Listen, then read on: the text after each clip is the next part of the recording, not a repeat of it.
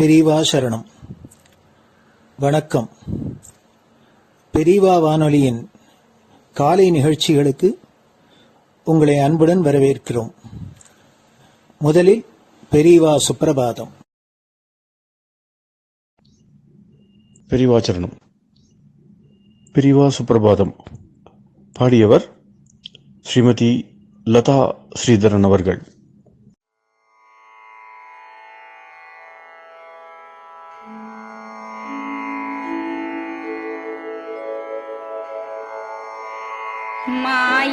मायात्रियामासु निमीलिताक्षम् लोकत्रियामासु विनिद्रमेनम् लोकस्य रीत्या हि निबोधयामि साक्षात् गुरुं चन्दिरशेखरेन्द्रम् साक्षात् गुरुं चन्दिरशेखरेन्द्रम् प्रातः सरोजकुसुमानि विहाय निद्राम् बालारुणातपसुवर्णमयानि नित्यम् कूजन्मरालकलहं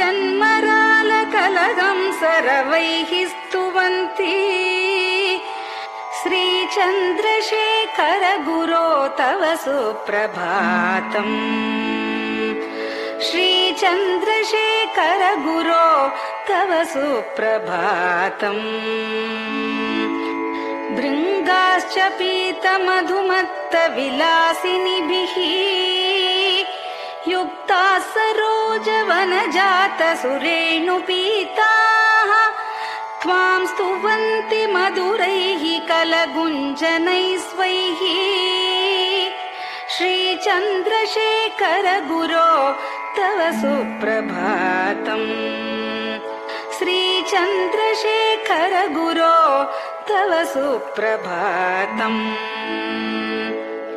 ये लालवङ्गनवमालति मल्लिकाद्याः गन्धीनि नित्यममलानि लता सुमानि अर्चन्ति पल्लवकरैर्विनता गृहीत्वा श्रीचन्द्रशेखर गुरो तव सुप्रभातम् श्रीचन्द्रशेखर गुरो तव सुप्रभातम् तुभ्यं रसालकदलीपनसादिवृक्षा कूजन्द्विहङ्गनिवहैर्मधुरं स्तुवन्तः माद्वीकसङ्गमधुरं फलमुद्वहन्ति श्रीचन्द्रशेखर गुरो तव सुप्रभातम्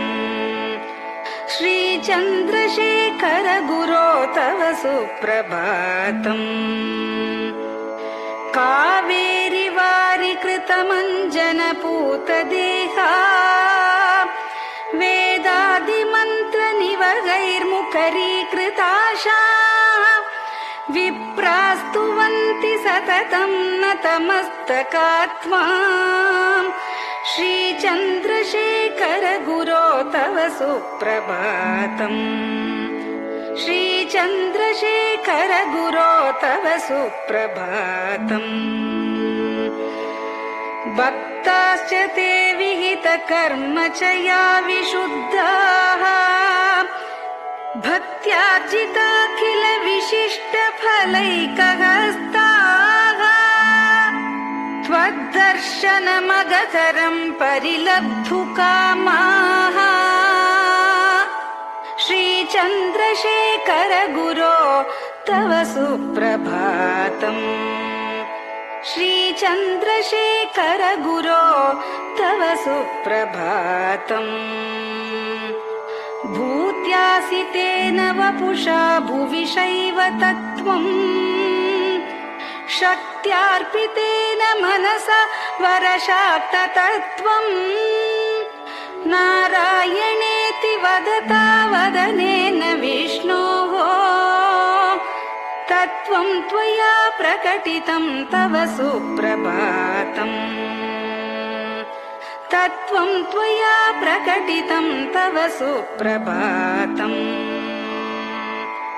स्वामिन् पदाब्जमधुपा इव भक्तलोकाः सेवां विधातुमधुना तव जागरूकाः उत्तिष्ठ पङ्कजपदानि निधाय भूमौ पूर्वं वदामि विनतस्तव सुप्रभातम् पूर्वं वदामि विनतस्तव सुप्रभातम् इत्यष्टकं शुभकरं कलिकल्मषघ्नम् भक्तेन केनचिदगो परिजल्पितं च उत्थाय जल्पति नरो विनत प्रभाते सन्मङ्गलानि लभते बहुधातिशीघ्रम् सन्मङ्गलानि लभते बहुधातिशीघ्रम् सन्मङ्गलानि लभते बहुधातिशीघ्रम्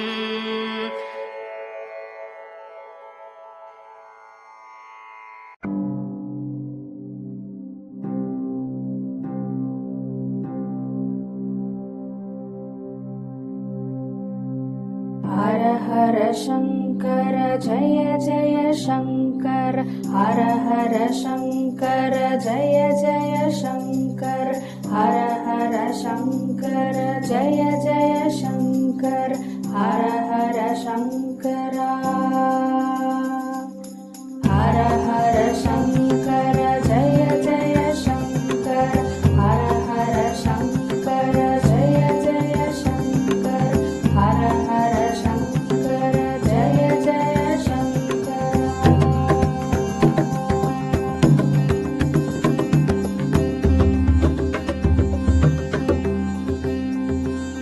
श्रुति स्मृति पुराणानाम् आलयं करुणालयं नमामि भगवत्पादं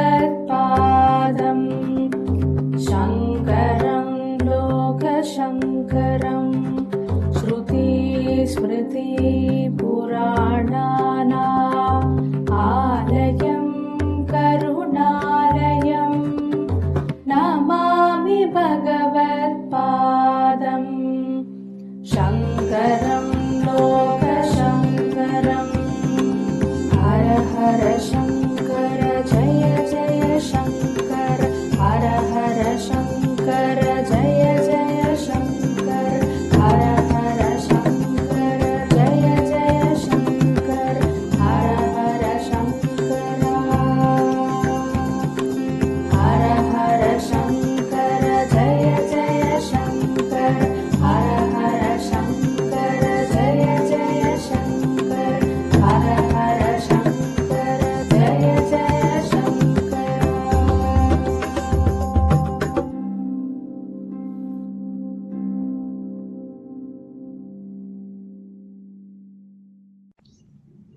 பெரியவாச்சரணம். பெரியவா கராவலம்பம். பாடியவர் ஸ்ரீமதி லதா ஸ்ரீதரன் அவர்கள். प्रातः स्मरामि भवदीयमुखारविन्दम् मन्दस्मितं च जनितापहरं जनानाम् प्रातः स्मरामि भवदीयमुखारविन्दम् मन्दस्मितं च जनितापहरं जनानाम् सम्पत्करीं च भवतोऽत्र कटाक्षलक्ष्मीं काञ्चीमठेश मम देहि करावलम्बम् सम्पत्करीं च भवतोऽत्र कटाक्षलक्ष्मीं काञ्चीमठेश मम देहि करावलम्बम् काञ्चीमठेश मम देहि करावलम्बम् काञ्चीमठेश मम देहि करावलम्बम् काञ्चीमठेश मम देहि करावलम्बम् प्रातः स्मरामि कलिदोषहराणि यानि हृद्यानि दिव्यमधुराणि मनोहराणि प्रातः स्मरामि कलिदोषहराणि यानि हृद्यानि दिव्यमधुराणि मनोहराणि वाक्यानि तेऽध्यवदनाम्बुजनिर्गतानि काञ्चीमठेश मम देहि करावलम्बम् वाक्यानि तेऽध्यवदनाम्बुजनिर्गतानि काञ्चीमठेश मम देहि करावलम्बम् काञ्चीमठेश मम देहि करावलम्बम् काञ्चीमठेश मम देहि करावलम्बम् काञ्चीमठेश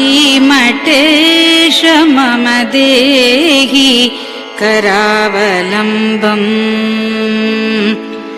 वक्षस्थलं विमलहेम समानवर्णम् भस्माङ्कितं जनमनोहर कुङ्कुमाक्तम्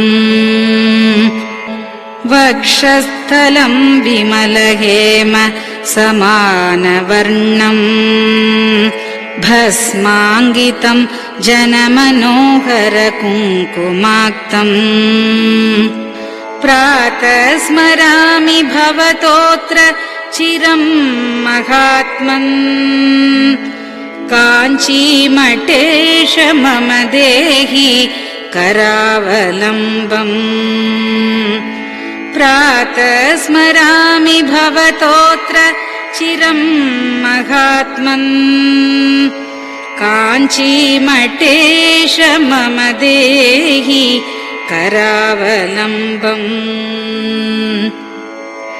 काञ्चीमठेश मम देहि करावलम्बम्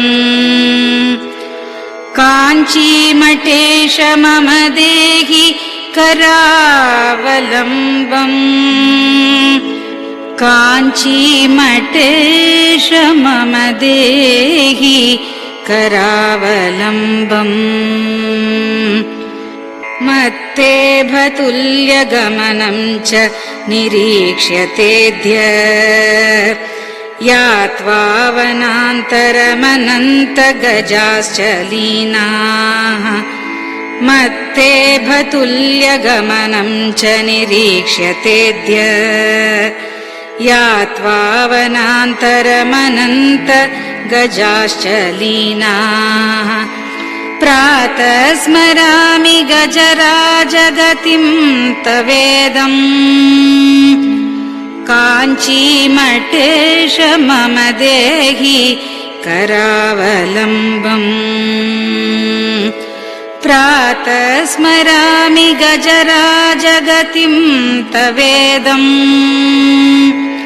काञ्चीमठेश मम देहि करावलम्बम् काञ्चीमठेश मम देहि करावलम्बम् काञ्चीमठेश मम देहि करावलम्बम् काञ्चीमठेश मम देहि करावलम्बम् दक्षेण दण्डमवलम्ब्य सदैतरेण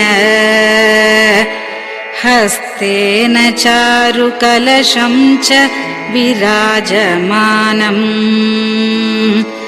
दक्षेण दण्डमवलम्ब्य सदैतरेण हस्तेन चारुकलशं च विराजमानम्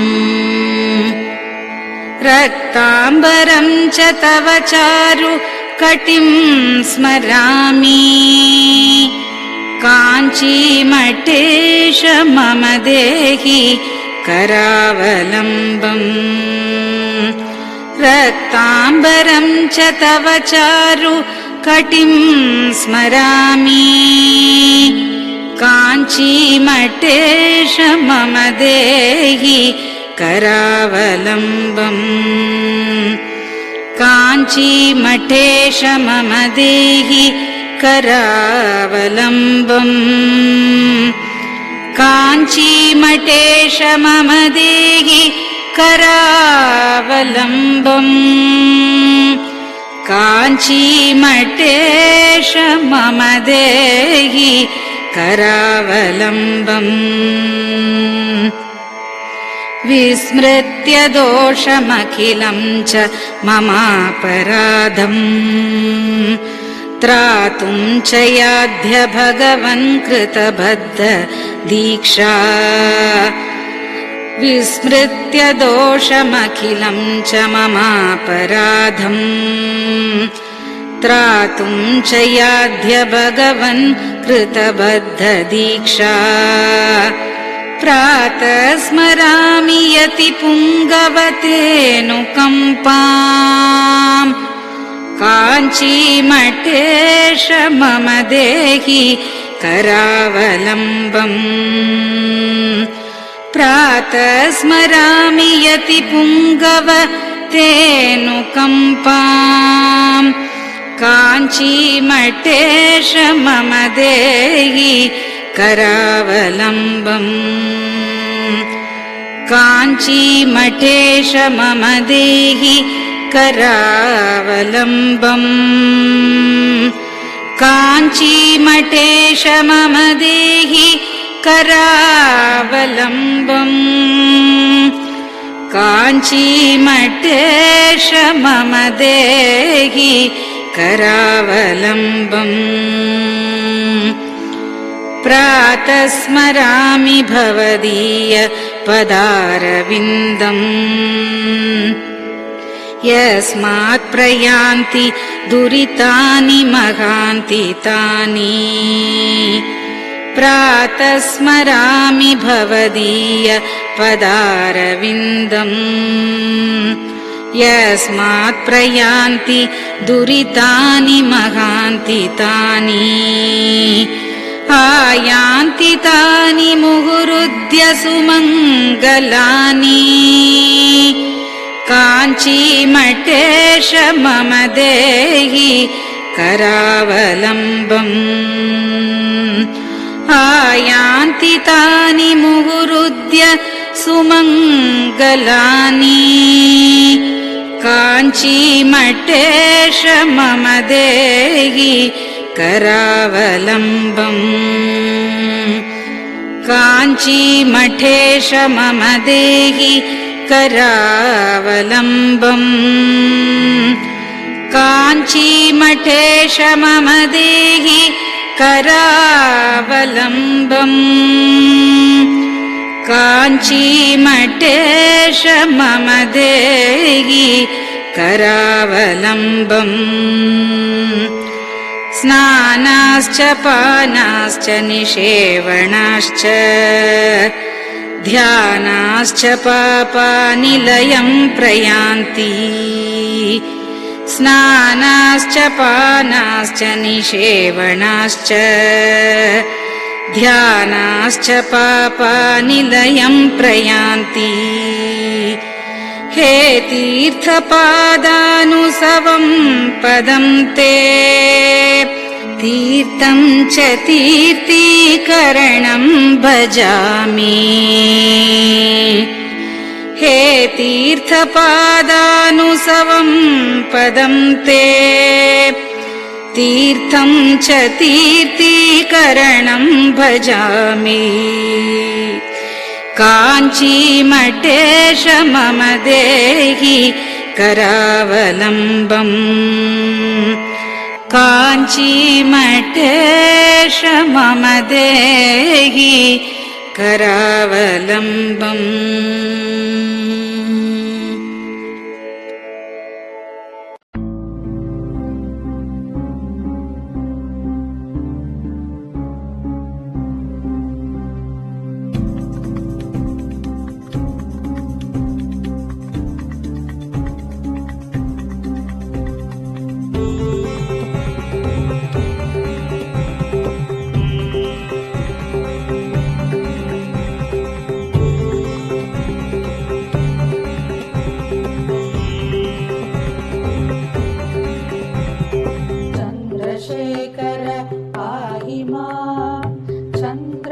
चन्द्रशेखर रक्ष माम् चन्द्रशेखर पाहि माम् जय चन्द्रशेखर रक्ष माम् हर हर शम्भो शिव शिव शम्भो हर हर शम्भो शिव शिव शम्भो हर हर शम्भो शिव शिव शम्भो हर हर शम्भो शिव शिव शम्भो चन्द्रशेखर पाहि माम् चन्द्रशेखर रक्ष माम् चन्द्रशेखर पाहि माम् जय चन्द्रशेखर रक्ष माम् हर हर शम्भो शिव शिव शम्भो हर हर शम्भो शिव शिव शम्भो हर हर शम्भो शिव शिव शम्भो हर हर शम्भो शिव शिव शम्भो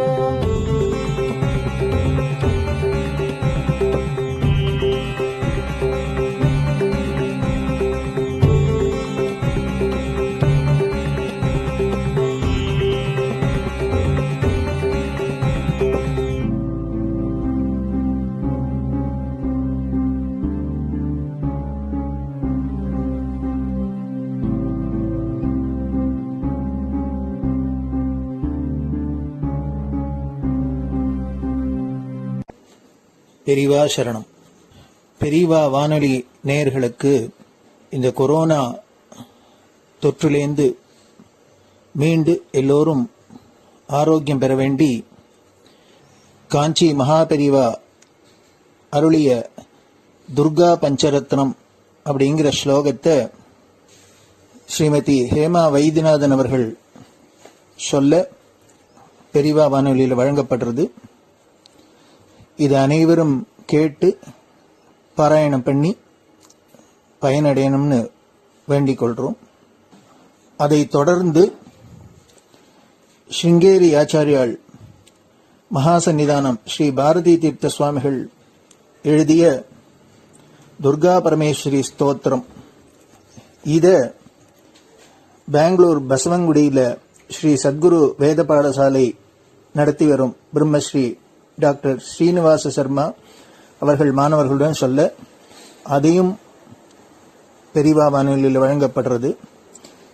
இந்த இரு ஆச்சாரியர்களும் செய்த இந்த துர்கா ஸ்லோகத்தை எல்லோரும் கேட்டு பாராயணம் பண்றதுனால நம்மளோட இந்த இடரெல்லாம் கலையும். அதனால எல்லோரும் இதை கேட்டு பயனடையுமா வேண்டிக் கொள்கிறோம். பெரிவா சரணம். ते ध्यानयोगानुगता अपश्यन् त्वामेव देवीं स्वगुणैर्निगूढ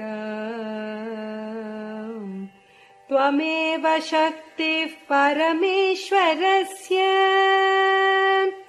मां पाहि सर्वेश्वरी मोक्षदात्री देवात्मशक्तिश्रुतिवाक्यगीता महर्षिलोकस्य पुरः प्रसन्ना गुहापरं व्योमसतः प्रतिष्ठः मां पाहि सर्वेश्वरी मोक्षदात्री परास्य शक्तिर्विविधैव श्रूयसे श्वेताश्ववाग्योदितदेवि दुर्गे स्वाभाविकी ज्ञानबलक्रियाते मां पाहि सर्वेश्वरी मोक्षदात्री देवात्मशब्देन शिवात्मभूता यत् कूर्मवायव्यवचो विवृत्या त्वं पाशविच्छेदकरी प्रसिद्धा मां पाहि सर्वेश्वरी मोक्षदात्री त्वं ब्रह्मपुच्छा विविधा मयूरी ब्रह्म प्रतिष्ठाच्युपदिष्टगीता ज्ञानस्वरूपात्मतया किलाना मां पाहि सर्वेश्वरी मोक्षदात्री इति परमपूज्य श्री चन्द्रशेखरेन्द्र सरस्वती स्वामी गलकृतम् दुर्गा पञ्चरत्नस्तोत्रम् सम्पूर्णम्।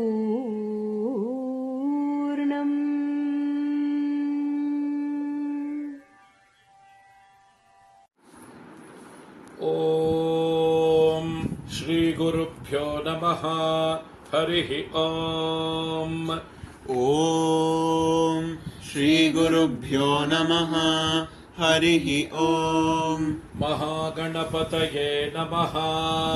महागणपतये नमः।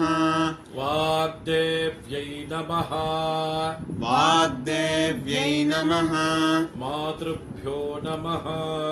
मातृभ्यो नमः। पितृभ्यो नमः। पितृभ्यो नमः। आचार्येभ्यो नमः। आचार्येभ्यो नमः। अतिथिदेवताभ्यो नमः। अतिथिदेवताभ्यो नमः। श्रीसद्गुरुपरब्रह्मदेवताभ्यो नमः। श्रीसद्गुरुपरब्रह्मदेवताभ्यो नमः। ॐ अधुना सर्वजगति प्रसरतः। ॐ अधुना सर्वत्र जगति प्रसरतः। अधुना सर्वत्र जगति प्रसरतः। जनानां प्राणापायकरस्य। जनानां प्राणापायकरस्य। जनानां प्राणापायकरस्य। Corona नामकस्य। Corona नामकस्य। Corona नामकस्य रोगविशेषस्य निवारणार्थम्। रोगविशेषस्य निवारणार्थम्। रोगविशेषस्य निवारणार्थम्। Sringeri जगद्गुरुविरचित। Sringeri जगद्गुरुविरचित। Sringeri जगद्गुरुविरचित। Shri Durga परमेश्वरी। श्रीदुर्गा परमेश्वरी। श्रीदुर्गा परमेश्वरी। स्तोत्रपारायणं करिष्ये। स्तोत्रपारायणं करिष्ये। स्तोत्रपारायणं करिष्ये। ध्यानम्। ध्यानम्। तान् दुर्गान् दुर्गमान् देवीन् दुराचारविघातिनीम्। तान् दुर्गान् दुर्गमान् देवीन् दुराचारविघातिनीम्।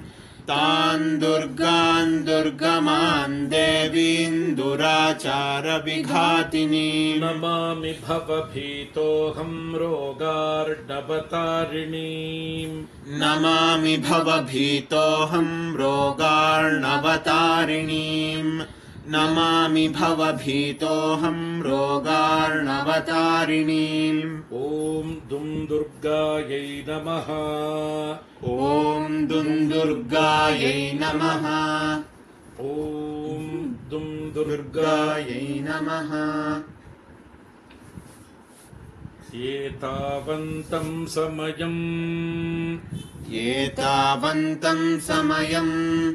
एतावन्तं समयम्। सर्वापद्भ्योऽपि रक्षणं कृत्वा। सर्वापद्भ्योऽपि रक्षणं कृत्वा।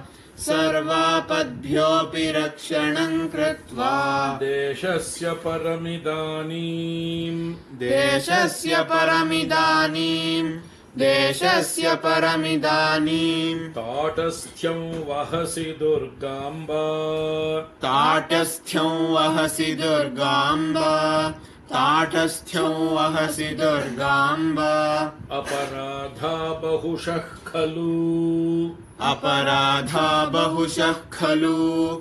अपराधा बहुशः खलु पुत्राणां प्रतिपदं भवन्त्येव पुत्राणां प्रतिपदं भवन्त्येव पुत्राणां प्रतिपदं भवन्त्येव को वा सहते लोके को वा सहते लोके को वा सहते लोके सर्वांस्तान् मातरं विहायैकाम् सर्वांस्तान् मातरं विहायैकाम् सर्वांस्तान् मातरं विहायैकाम् मा भज दुर्गे मा भज दुर्गे मा भज दुर्गे ताटस्थ्यं पुत्रकेषु दीनेषु ताटस्थ्यं पुत्रकेषु दीनेषु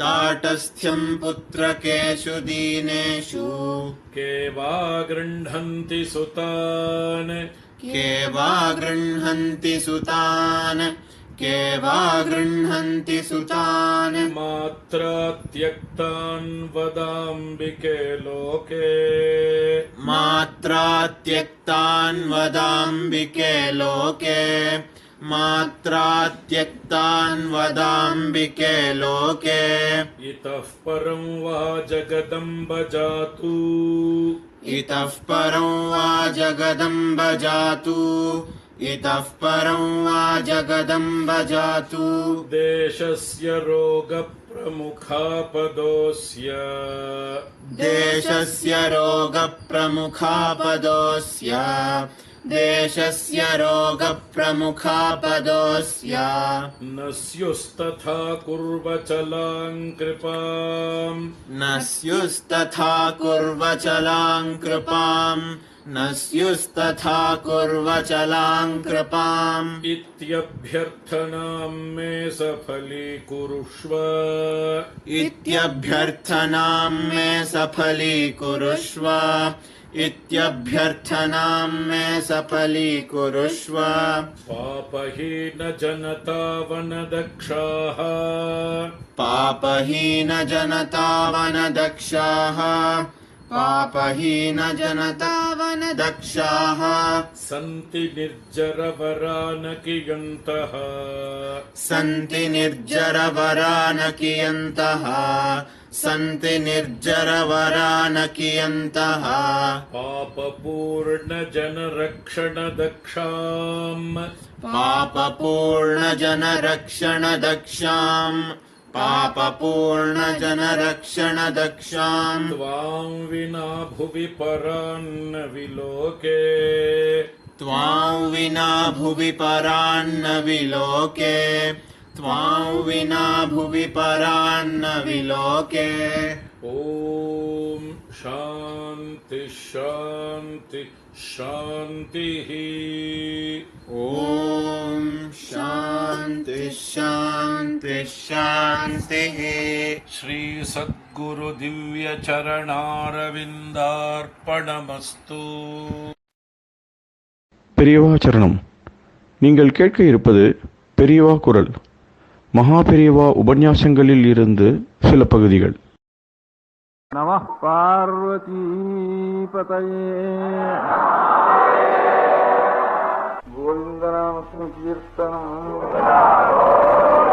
நாமெல்லாம் உட்காந்துங்க, நாமளே உட்காந்து சண்டை போடுங்க. நாமளே ஒண்ணு வேண்டிய வேகமா அப்படியே குறுக்கு இதே சில வேலை இருக்கு. அதையும் சொல்லி நடுவில் சொல்லி சொல்லிடுறேன். எல்லாம் அப்பப்போ பண்ணதெல்லாம் சேர்த்து சொல்லிடுறேன். இன்னைக்கு நாம வேண்டிய இருக்கு. ஆனா அவரால் இருக்கிற நிலையில இப்படி சௌரியம் இப்பிரகாரம் பார்த்து ஒரு எவ்வளவு சாத்தியம், எவ்வளவு முதல்ல நம்பிக்கை வருதோ அப்புறம் எவ்வளவு சாத்தியம் எல்லாத்தையும் பார்த்துக்கணும். திடீர்னு இப்படிதான் பண்ணலைன்னா போயிட்டு இல்லைன்னா பண்றத மாத்திரம் இப்படி இருந்தா கோயிலாக ஜாஸ்தி வந்துட போதுங்களா முட்டை போடுவான்னு கோயிலுக்காக ஒன்றும் ஜாஸ்தி நடந்து போகுது. அதனால ஒரு ஊருதான் திருப்பி ஞாபகப்படுத்தணுங்கிறதுக்காக புருஷா எல்லாரும் சமையல் பண்ணணும். இப்ப அநேகமா அரிசிக்கு கூட வேஷம் வந்துடும் போல் இருக்கு. அந்த ரொட்டி வச்சு பண்றாள். அந்த மாதிரி லேசா அதிக சமம் இல்லாம பண்ணிட்டு வளர்க்கலாம். லேசா சாப்பிடுறான். அங்கே வேற பயிராய்க்கெல்லாம் சவாலுக்கு தான் கொடுக்குறாங்க. நான் சமைச்சு போட்டாலும் முக்கால் கூட சாப்பிட மாட்டான். ஏன்னா நம்ம சாப்பிட மாட்டாங்க, சொத்தா கூட சாப்பிட மாட்டான். நாம எந்த ஜாதியா இருந்தாலும் சரி, நமக்கு மேல ஒரு ஜாதி இருந்தாலும் சரி, அந்த ஜாதி எடுத்துக்கோ அவன் விட வேண்டாம், தேவை வேண்டாம். அவனும் தனித்தனியா மேல் ஜாதி சாப்பிடுறது, இப்படி ஜாதியில் இந்த வித்தியாசமே வேண்டாம். ஜாதி வரிசைங்கிறது இந்த விஷயம் இல்லை. கடமையில ஜாதி வளர்ச்சி வேணும்போது நம்ம செய்ய வேண்டிய ஜாதி வளர்ச்சி வேணுமே தவிர வசதி ஜாதிக்கு அதுதான் சண்டை இதுல ஜாதி வளர்ச்சி வேண்டவே வேண்டாம். கடமை நாம் இது வந்து நம்முடைய கடமையோ அந்த வர்ணத்துக்கு என்ன கடமையோ அந்த கடமையை நாம் நடத்த வேண்டியது. அதுல மாத்திரம் நினைச்சுக்கணுமே தவிர ஜாதி விஷயத்துல கூடவே விடாது. சாப்பாடுலாம் ரொம்ப வந்துருது. அதனால முதல்ல எல்லாரும் அவதான் எந்த ஜாதியா இருந்தாலும் அவன் தன் கையாலையும் சாப்பிடுறது அப்படின்ட்டு. பிறகு வீட்டுல 10 இருக்கிறவங்க கூட ரொம்ப இங்கே வெளியில போனவங்க என்ன பண்றது தமிழக அந்த நிலையே இருந்தாது. எங்கேயான இடத்துல இது பண்ணி தயிராக வாங்கி இதன் வெட்டியாக வச்சுட்டு இன்னும் முறை சொல்லுவோம். ஆற்றுலேயே பூரி எடுத்துட்டு ஒரு வாரத்துக்கு இருக்காது. காலையில தொழில வாங்கி அங்கங்க சேர்ந்து பூரியை பற்றி சாப்பிட்டோம்னா உடம்பும் கிடையாது. பாக்கி அவரு சாப்பிடுறதுன்னா உடம்புக்கு வேணும் கிடையாது. இதுல வழிபடலாம். புளி வாங்கி சாப்பிடுறது அந்த தயிர் வாங்கி 5000 ரூபாய் தயிர் வாங்கி சாப்பிடுறது அப்படின்னு பண்ணிவிடலாம். இதெல்லாம் அங்கே போய் கொஞ்சம் சாதாரண வெட்டி எடுத்துட்டு தானே தான் மரம் எல்லாத்தையும் அப்படின்னு அவ்வளவா சமையல் பண்ணிக்கணும். புதுசாலாம் சமையல் பண்ணி கற்றுக்கணும். வாரத்துக்கு ஒரு நாளாவது சமையல் பண்றதுன்னு பழக்கம் கொடுக்கணும். ஒன்றும் தேவையில்லை. 2வது மதியங்கிற வாஸ்தவம் இருந்தாலும் பட்டு ஒரு பட்டு இல்லாம நான் மாம்சம் சாப்பிடலன்னு நினைச்சுக்கிறேன். ஹிம்சை பண்ண பிராணிகளன்னு நினைச்சுக்கிறேன் தவிர சாப்பாட்டு ஹிம்சை பண்ணாது பட்டிலும் ஒரு 15000 மடங்கு பட்டு கட்டிக்கிட்டு ஹிம்சை பண்றோம். நாம் பட்டு கட்டிக்கிறதுனால எத்தனை வீடு அவங்கள்றான். அதனால பட்டை வேண்டான்னு வச்சா தேவை.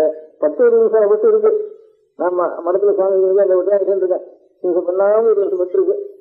அது என்ன இது நான் பட்டு எதுக்காக ரொம்ப அழகா இருக்கு மெதுவா இருக்குன்னு அப்படின்னா இருக்காது. முரட்டு கலர்காரன்னு முரட்டுத்தனமா இருக்காது. அதனால அந்த மட்டும் வாங்கியும் பிரயோஜனம் இல்லை. அது ஆனா குளிர் நல்லா குளிர் அடக்கம் அவ்வளவுதான். அது வடக்க எண்டின்னு சொல்றது அசாமில் இருக்குது. எண்டின்னு சொல்ற 2-3 பேர் இருந்தா இருக்கு. இப்ப அந்த மட்டும் வாங்கி ஆகணும் இல்லை, வாங்கலாம். நல்லா குளிர் அடக்கமா இருக்கும். சீக்கிரத்துல போகாது, நல்லா கட்டியா இருக்கும். இது அதுக்காக அதோட பிரச்சாரத்துக்காக சொல்லலை. இப்போ அது நான் வியாபாரம் பண்ணதை இப்போ சுவாமிக்கு 10 பேர் சுவாமிக்கு அர்ப்பணம் பண்ணோம்னா மோட்டா வரனாலும் இருக்கட்டும். சுவாமிக்கு ஒரு 4-5 வருஷமா உபயோகப்படுத்திருக்கேன். அது மாத்திரம் தான். இந்த பட்டெல்லாம் வச்சு கொடுக்க வேண்டாம்னு 4 வருஷம் மாற்றிருக்கேன். அதனால நான் எல்லாமே இந்த பட்டு புடவை அது இல்லாம சாப்பிடுறோம். ஒவ்வொரு குடும்பத்திலையும் குறைச்சா கடனே இருக்காது. மாத முடிவுல சிரமப்படுறவன் அந்த சிரமம் வரவே வராது. நமக்கு நம்ம இன்னும் 2 குடும்பத்தை நம்ம ரசிக்கலாம். நம்ம வருமானத்தை வச்சு அதுக்கும் சரி, பாபமும் சரி. சாதியில பாபம் இருக்கா இல்லையா அது வேணும் சமாச்சாரம். உடம்புக்காக என்ன சொல்றேன். இப்ப அதெல்லாம் நான் இதுல அதிகாரி இல்லை சொல்றதுக்கு. ஒண்ணு சொல்லலாம். நம்ம விரிவாலாம் இல்லாம இன்னும் கிரகமா தான் இருக்கா எல்லாரும். இதெல்லாம் ஒன்றும் சாப்பிடாம கிரகமா தான் இருந்தா ஏதாவது ஒரு பதில் வேணும் பண்ணிக்கிறது. மலையாளத்துல கஞ்சின்னு ஒண்ணு போட்டு சாப்பிட்ற காரணம். அது பலா இலை எல்லாம் வச்சு அது ரொம்ப சுவாரஸ்யா பண்றாரு. காரணத்துல கஞ்சி ஒன்னும் பண்றேன். ஏதாவது பண்ணிக்க ஓர போடுறது கஞ்சி போடுறது இதெல்லாம் சாப்பிட்டு ஓனம்னா கால வேலைக்கு வேற ஏதாவது பண்ணிக்கலாம். ஒரு கோவில் கஞ்சி ஒரு மோர் ஏதாவது பண்ணிக்கலாம். உடம்பு கெடுதல் இல்லாம இருக்கிறதுக்கு பண்ணிக்கலாம். இது ரொம்ப பணமும் ரொம்ப வீணாப்படுறது. பணம் வீணாப்படுறது பாவம் இருக்கு பட்டுல. நாம் நேரம் கொலை பண்ணாம கூட நாம் பண்றதுனால எத்தனையோ பேர் கொலை பண்றோம். அதனால இந்த பட்டு புடவைங்கிறது இல்லாம இருந்தா தேவையில்லை. அது புருஷன் எல்லாரும் எங்க போனாலும் தானே சமைச்சுக்கணும். வேற எந்த இடத்துல போய் ஒன்றும் சாப்பிட வேண்டாம். இந்த தமிழ்நாட்டு எல்லாரும் தமிழ்நாட்டையே புருஷாலும் எத்தரும் ஆத்துல பட்டு வேண்டாம். ஏன் கம்படியா நாடுபடியா அப்படிதான்றதுதானே மடிக்க இருக்கு. அப்படி உபயோகப்படுத்திக்கலாம். இவ்வளவு டீட்டெயில்ஸ் எல்லாம் அவனோட சோசியோ கர்மனை இருக்கா. நமக்கு நமக்கு இதெல்லாம் பண்ணிக்காங்க. அதெல்லாம் பார்க்கறதுக்கு மூட்டு பிடிக்கிறது மூச்சு பிராணம்னா என்ன விடும் எடுக்கிறதுக்காக அதெல்லாம் நமக்கு இப்போ அதான் நமக்கு பெருசு. நம்ம ஜீவனோட அர்த்தம் தான் இப்போ சோசியோ கர்மனைங்கிறது அர்த்தம். நாம் செய்ய கொஞ்சம் கவனிச்சுக்கணும். அதனால பட்டுப்பட வேண்டாம், கிளப்புக்கு சாப்பிட போக வேண்டாம், காசு வேண்டாம். இது மூணு ஒன்றது எனக்கு பாய். குழந்தைகள் கொஞ்சம் பெரிய வேலை வச்சுதானே அதுக்கு வர இப்போ வெள்ளாய வீட்டுல ஒரு மதுரை வீட்டுல நாயுடு வீட்டுல அவெல்லாமே இது வரைக்கும் எப்படி பழக்கம் வச்சுருந்தாலும் ரித்து வாகனத்துக்காக கல்யாணம் பண்றதுன்னு பரம்பரையா ஏற்பட்ட குடும்பங்கள்ல ரித்து வாகனத்துக்காக கல்யாணம் ஆன வரைக்கும் ஆற்றுக்குள்ளே வச்சுட்டு அவளுக்கு வேணும் படிப்புன்னா அது சொல்லிக் கொடுக்குறது. வெளியில் அனுப்பாம தேவையில்லைன்ட்டு அது ஒரு அபிப்பிராயம் எனக்கு. அது எப்போ ஒரு நாள் சொன்னா மறந்து விடுறது, அநேக காரியங்களை மறந்து விடும். அதுக்காக இன்னொரு திரும்பி எல்லாத்தையும் சேர்த்து குழந்தைகளை ஆத்திலேயே வச்சுக்கிறது. ஆத்திலேயே சில புத்தகங்கள் அதுக்கு தானா நேர் இருக்கு, இன்னும் புத்தகங்கள் இருக்கு. தமிழ்லயே அர்த்தம் போட்ட புத்தகங்கள் இருக்கு. தமிழ்ல 19 திருப்பி அர்த்தம் போட்டு தானா தெரிஞ்சுக்க முடியாத நல்ல சாஸ்திர விஷயங்களையும் சம விஷயங்களையும் பக்தி விஷயங்களையும் இப்ப நாராயணன் வச்சு போட்டிருக்காரு, மலையாளத்துல இருந்து நல்லா போட்டிருக்காரு, அதனால பிரிச்சு போட்டிருக்காரு. அப்படி ஒரு 10 ஸ்லோகம் 100 ஸ்லோகம் அசத்தோட அந்த அசத்தையும் சேர்த்து நல்ல தியானம் வந்து ஈஸ்வர அனுகிரகம் கிடைச்சிடும். அது திரும்ப போரும் குழந்தைகளுக்கு. அப்புறம் ரொம்ப சௌகரியப்படுவா இந்த அவங்களால சீக்கிரத்திலையும் இல்லை. அவன் சட்டம் 16 15 சொன்னா கூட நம்மளுடைய நிர்பந்தம் காரியங்கள்ல ரொம்ப நாள் ஆகுது. குழந்தைகளுக்கு நாங்கள் கல்யாணம் இருக்கிறது அது வரைக்கும் வந்து இந்த படிப்பு இருக்கிறதுன்னு வச்சுருந்தோம்னா கொஞ்சம் நாள் பக்தி உண்டாகும். கல்யாணத்துக்கு சீக்கிரத்துல சீக்கிரம் ஆட்டுக்குள்ள வச்சுருக்கோங்கிற வேலை நம்ம வச்சிருக்கோம். கல்யாணம் வேகத்துல மட்டும் அவளை விஜயிக்கிற பிறகு வேற வேணும் அவளை சேவனா சம்பாதிக்கிறது, நமக்கு கல்யாணம் ஆகையாக நிற்கிறது, கொஞ்சம் மனசுக்கு திட்டப்படுறது, இப்படி எல்லாம் கூட ஏற்பட்டு போயிடுறது. அதை தவிர சொத்து விட்டு சட்டம் கொடாமனா ஐயர் ராஜாங்கங்கள வேற அநேக லோன்களுக்கு இந்த சவங்களுக்கு எல்லாத்துக்கும் பொதுவாக நினைக்கிறது குழந்தைகளுக்கு கல்யாணம் காட்சி. இது வரைக்கும் பெரிய குடும்பங்கள்ல எப்படி இது வரைக்கும் வச்சுட்டு இருக்காரோ அந்த மாதிரி விவேகானந்தத்துக்கு அந்த ரிஷியானத்துக்கு அப்புறம் வரைக்கும் அந்த மாதிரி கிடையாது இருக்கு. இது வரைக்கும் நல்லா நயன்றது பாலியத்தில் இல்லை. இப்ப அந்த நிலை வந்திருக்கிறதுனால அந்த நிலை பரம்பரையா இருக்கிற குடும்பங்கள்ல எப்படி பண்ணிட்டு இருக்காலும் அதே மாதிரி கல்யாணம் ஆனதுக்கு வரும் விவாகம் குழந்தைகளை ஆச்சரியம் உட்காந்து வச்சு அவளுக்கு நல்ல விஷயங்களை அங்கேயே படிக்க முடியாத அவருக்கு அதுலேயே சொல்ல முடியாத ஒரு நல்ல நமக்கு வேணும். ஒரு பிடிப்பு வேணும். ஒரு பிடிப்பு இல்லாத மனசு இருக்கக்கூடாது. ஒரு நல்ல ஒரு விஷயத்துக்கு வேணும் நம்ம பிடிச்சிக்கணும். அதுதான் நமக்கு மனசு இது அதைத்தான் எல்லாரும் இப்போ ஞாபகம் இருந்தது. அதாவது எல்லாரும் சமையல் பண்ணி லேசாக ஆகாரம் பண்ண முடியாம பழக்கணும். அது நமக்கு கிளப்புல போய் சாப்பிட வேண்டாம். அதுக்கப்புறம் பத்து வேண்டாம்னு தோன்றது, காப்பி வேண்டாம்னு தோன்றது. நம்ம குலத்துல பரம்பரை அந்த ஒரு நிதானஸ்தானம் ஒவ்வொருத்தரும் இருக்கணும் அப்படின்னு தோன்றது. குழந்தைகள் வரதுக்கு அப்புறம் கல்யாணம் ஆகிற வரைக்கும் ஆத்திரியை வெளியில எங்கேயும் போக முடியாது வச்சாங்க.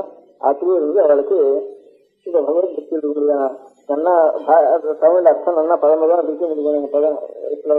புத்தகங்களை வர வச்சு அந்த மாதிரி புத்தகங்களை வச்சு அப்படியே அவளுக்கு மனப்பாடம் பண்ண முடியாது பண்ணி அவளுக்கு யுத்தத்தையும் உண்டாகி பகவத் பக்தியும் உண்டாக முடியாத அந்த காலத்துல பண்ணி முடிவு வரைக்கும் நம்முடைய எத்தனை வேலை பண்ணாமோ அவளை சீக்கிரத்தில் கல்யாணம் ஆக முடியாது. நம்மளை பிராக்டிஸ் வந்து அதை பண்ணணுங்கிறது இவ்வளவும் நாங்களே சொன்னதுதான் கேட்டேன். எண்ணத்துலதான் விட்டுட்டேன். கடைசியில் சொன்னது ஏதானும் கடைசி வருஷம் ஒரு நாமம் அல்லது ஒரு ஜபம் காயத்ரி பேசுறதுதான் இதை விடாம எல்லாரும் செய்யணும். நமக்கு நாம் ஜாதியில வசதி இன்னும் ஜாதியில மற்றவங்கிற அந்த நினைவு வேண்டாம்.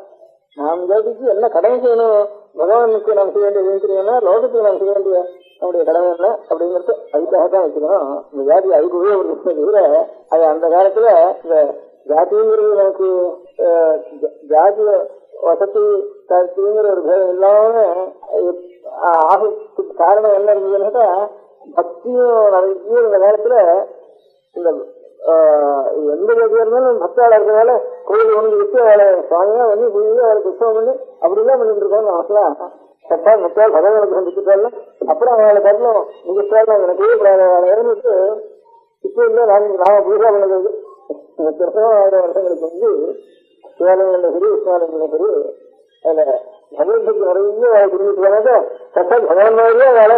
அது பக்தி சாஸ்திரத்துல மாத்திரம் இல்லை, மகாபாரத ராமாயணம் சொல்லி கூட பிரம்மவியாசாரிகள் கூட்டாளு வீரர்களை கூட்டாளு கஷ்டம் எவ்வளவு ஜாதியில வந்து கர்மானஸ்தானங்கள்லாம் வந்து ஏற்பட்ட தோஷமானது பக்தி சாஸ்திரத்துல மாத்திரம் இல்லை, மகாபாரத ராமாயணம் சொல்லி கூட பிரம்மவியாசாரிகள் கூட்டாளு வீரர்களை கூட்டாளு கஷ்டம் எவ்வளவு ஜாதியில வந்து கர்மானஸ்தானங்கள்லாம் வந்து குணம் இருக்கு, தோஷம் இருக்கு. தோஷங்கிறதுக்கு ஒரு மாற்று வேணும். அதுக்கு நல்ல தர்மமும் பக்தியும் எத்தனை அத்தனைக்கப்புறம் இந்த தோஷங்கள்லாம் இருக்கணும். அதனால தூரம் வாழ்க்கை இருக்க முடியாத காரியங்கள்னால இப்போ அநேகமா இப்ப லைஃப்ல இந்த 10 நாள்ல எல்லாம் எடுத்துட்டு முடிஞ்சா அதே 15 நாள்ல அந்த சிலாசாசம் தாமசாசனம் சிலாசாசனங்கள்லாம் இருக்கு. அந்த ஒரு கிராமாந்தரத்தினுடைய ராஜ்யம் முழுக்க இதனாலேயே நடக்குது. இந்த எலெக்ஷன் நடந்துதான் ஓட்டு கொடுத்துதான் நடந்துருக்கு. ராஜாங்கிற குதிரத்துக்கு இருக்காத ஊர்களும் அதையே அங்கங்க ஓட்டு கொடுத்து எல்லாம் இருந்தாலும் அவளை பூர்ணமா ராஜ்யம் முழுக்க முழுக்க அவளை நடத்துட்டு இருக்கா. சங்க காலத்துல அருமையெல்லாம் கிராமத்து கிராமம் அருமை சேர்த்து சங்கதான அதையும் முடிக்க முடியும். அதுக்கு ஒரு கமிட்டி அந்த இடத்துல இந்த தப்புங்கிறத அதுல நேரத்துக்கு இடம் இல்லாமல் கூடிய வரைக்கும் தப்பு நேரத்துக்கு இடம் இல்லாமல் பண்ணிருக்கா. இப்ப எலெக்ஷனுக்கு எலெக்ஷனுக்கு இதெல்லாம் வரத்துல இருந்து என்ன இருந்ததுன்னா யாரும் சில உத்தியோகஸ்தால் மாத்திரம் தப்பு பண்றது லங்காங்கிறது இப்படி இருக்கா. சாதாரண இனங்களுக்கு பெரிய பெரிய எலெக்ஷனுங்கள எல்லாரும் ஒன்றும் பணமா வருது. எல்லாரும் அவனுக்கு போடுறது பொய்யும் சகலங்களுக்கும் ஜாஸ்தியா இருந்துச்சு. அந்த ஒரு குற்றம் ஒரு கஷ்டம் அதுல வந்து சேர்றது. பழைய நாள்ல அந்த எலெக்ஷன் கிடையாது. இன்னொன்னு எழுதிட்டு இல்லாததான் சீட்டு போடணும். இன்னொன்னு எழுதிட்டு இல்லை சாயந்தரத்து இருக்கிறாதானே அப்புறம் அவன் பிராதிகள்லாம் போடுறது.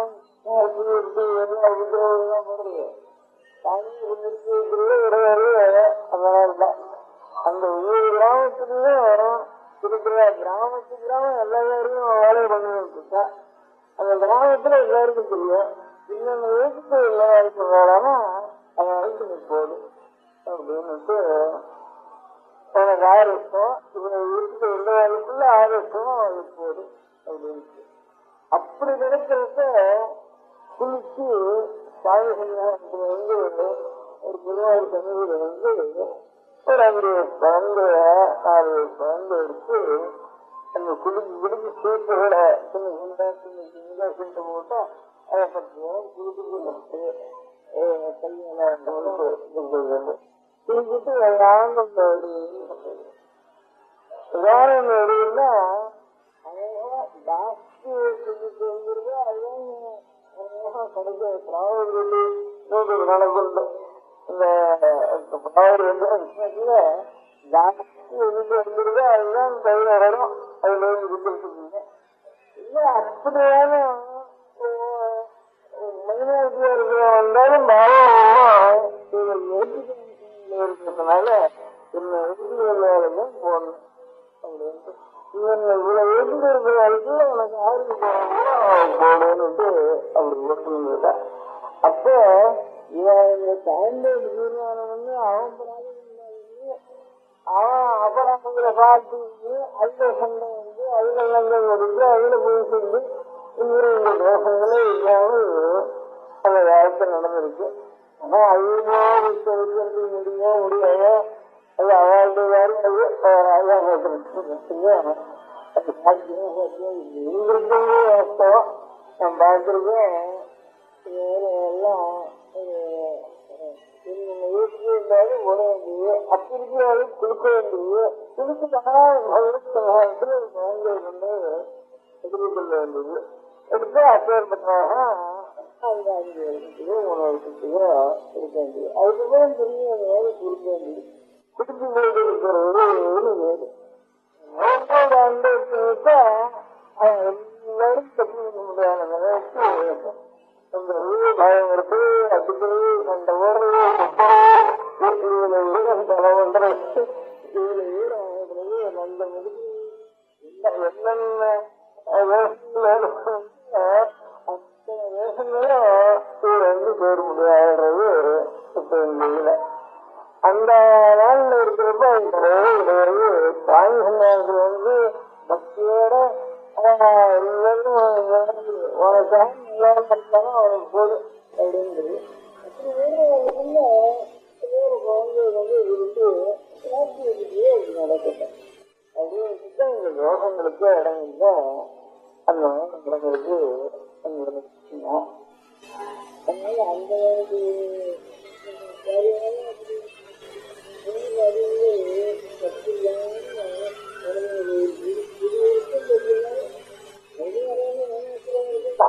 இந்த காரியம் ஏமாத்துக்கு அதுக்கப்புறம் வச்சுட்டோம்னா கல்வி நேசனாருக்கும் ஏன் தப்புவோம். அப்ப ராஜா பார்த்து அப்ப இருக்க மாட்டேன் அதுக்கு ஏன் தப்பு இந்த மாசம் ஐம்பது மட்டும் அந்த வேகத்துல திரும்பி இருக்கு. அதனால இப்ப நாம செய்யறது இந்த பக்தின்னு சொன்னாலும் இருக்கு. அவளை நாம் நம்ப அவளோட அனுபவத்தை பெறணும் அப்படிங்கிற ஒண்ணுதான் இருக்கும். அந்த மட்டம் குறைய குறைய குறைய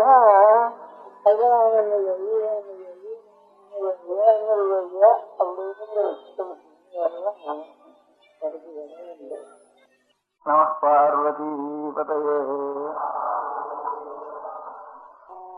ஈஸ்வர பக்தியை பத்தி ஒரு 1000 வருஷத்துக்கு முன்பு 1000-2000 வருஷங்களுக்கு முன்பு எவ்வளவோ மனசு உருவ முடியாம பக்தி நிறைஞ்ச நூல்கள் இருக்கு. அதுக்கு தேவாரம், திருத்தாண்டகம், திருவாசகம் இப்படி எல்லாம் பேரு. அது பண்ணினவால் அநேகம் பேர் வேற உலகத்தினுடைய காரியங்களை முக்கியமாக வைத்துக் கொள்ளாமல் ஈஸ்வரனுக்கு பணி செய்வது, ஈஸ்வரனுடைய கஷேத்திரங்களை போய் தரிசனம் பண்றது, ஒவ்வொரு கஷேத்திரங்களையும் போய் அவனை மனசுரையாக பாடுகிறது, அங்கிருந்து இன்னொரு கஷேத்திரத்துக்கு போறது, தீர்த்தங்களுக்கு போறது, கஷேத்திரங்களுக்கு போறது, எப்போ அவனுடைய புகழையே பாடிட்டு வருது. அந்த மாதிரி சமீப காலத்துல ஒரு 1000 வருஷத்துக்குள்ள 600 வருஷத்துக்குள்ள 400 வருஷத்துக்குள்ள திருப்புகழ்னு சுப்பிரமணிய சுவாமியுடைய புகழையே பாடிட்டு போய் ஊருக்குறா போய் பாடிட்டு போய் அப்படி ஒரு மகானத்தில் இருந்தார் அருணகிரிநாதன்.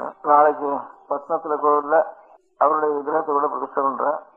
இந்தூர்ல கோவில்ராம கோவில்ல திருமாலுக்கு தாயார் சன்னிதி அதெல்லாம் பிரதிஷ்டை கட்டி அங்கேயும் பிரதிஷ்டை பண்றேன். ஆதிசங்கராச்சாரியாருடைய பாதத்துக்கு நாளைக்கு கும்பாபிஷேகம் பண்ணி பிரதிஷ்டை பண்றேன். 3 நடக்கிறது தெரிஞ்ச வரைக்கும் பட்டணத்துல.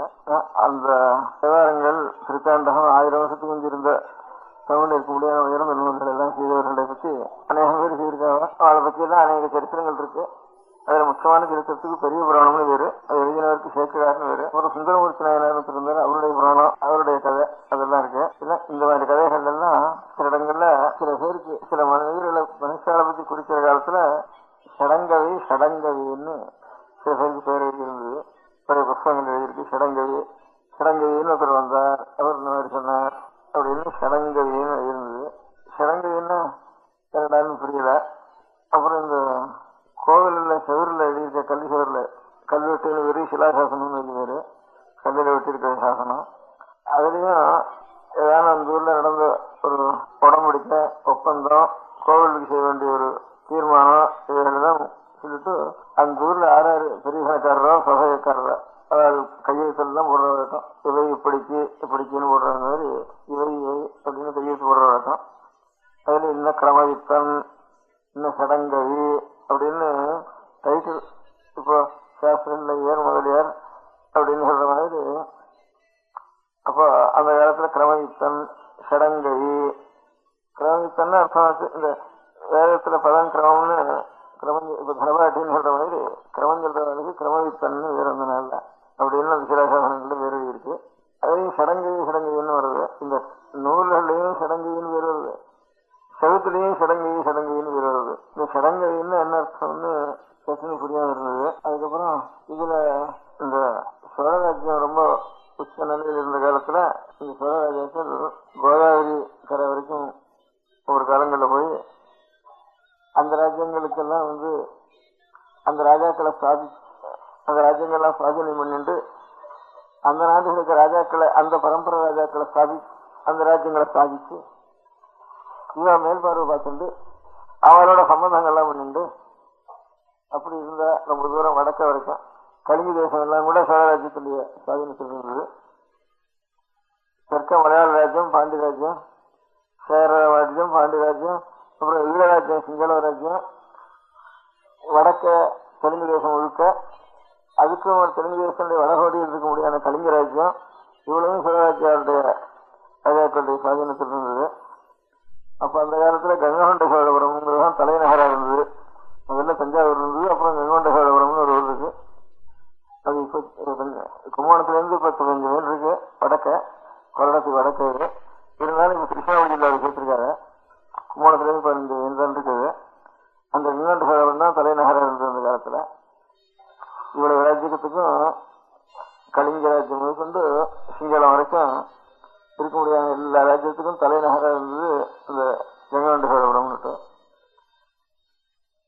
அந்த ராஜ்யத்தினுடைய ஒரு பொன்விழ அங்க ராஜமகேந்திரன் ராஜராஜ சோழன் ராஜமகேந்திரன், அதான் ராஜமகேந்திரவரம் கூட பேரு. இங்க ராஜராஜ சோழன் ராஜேந்திர சோழன் பேரு, அங்க ராஜமகேந்திரன் பேரு.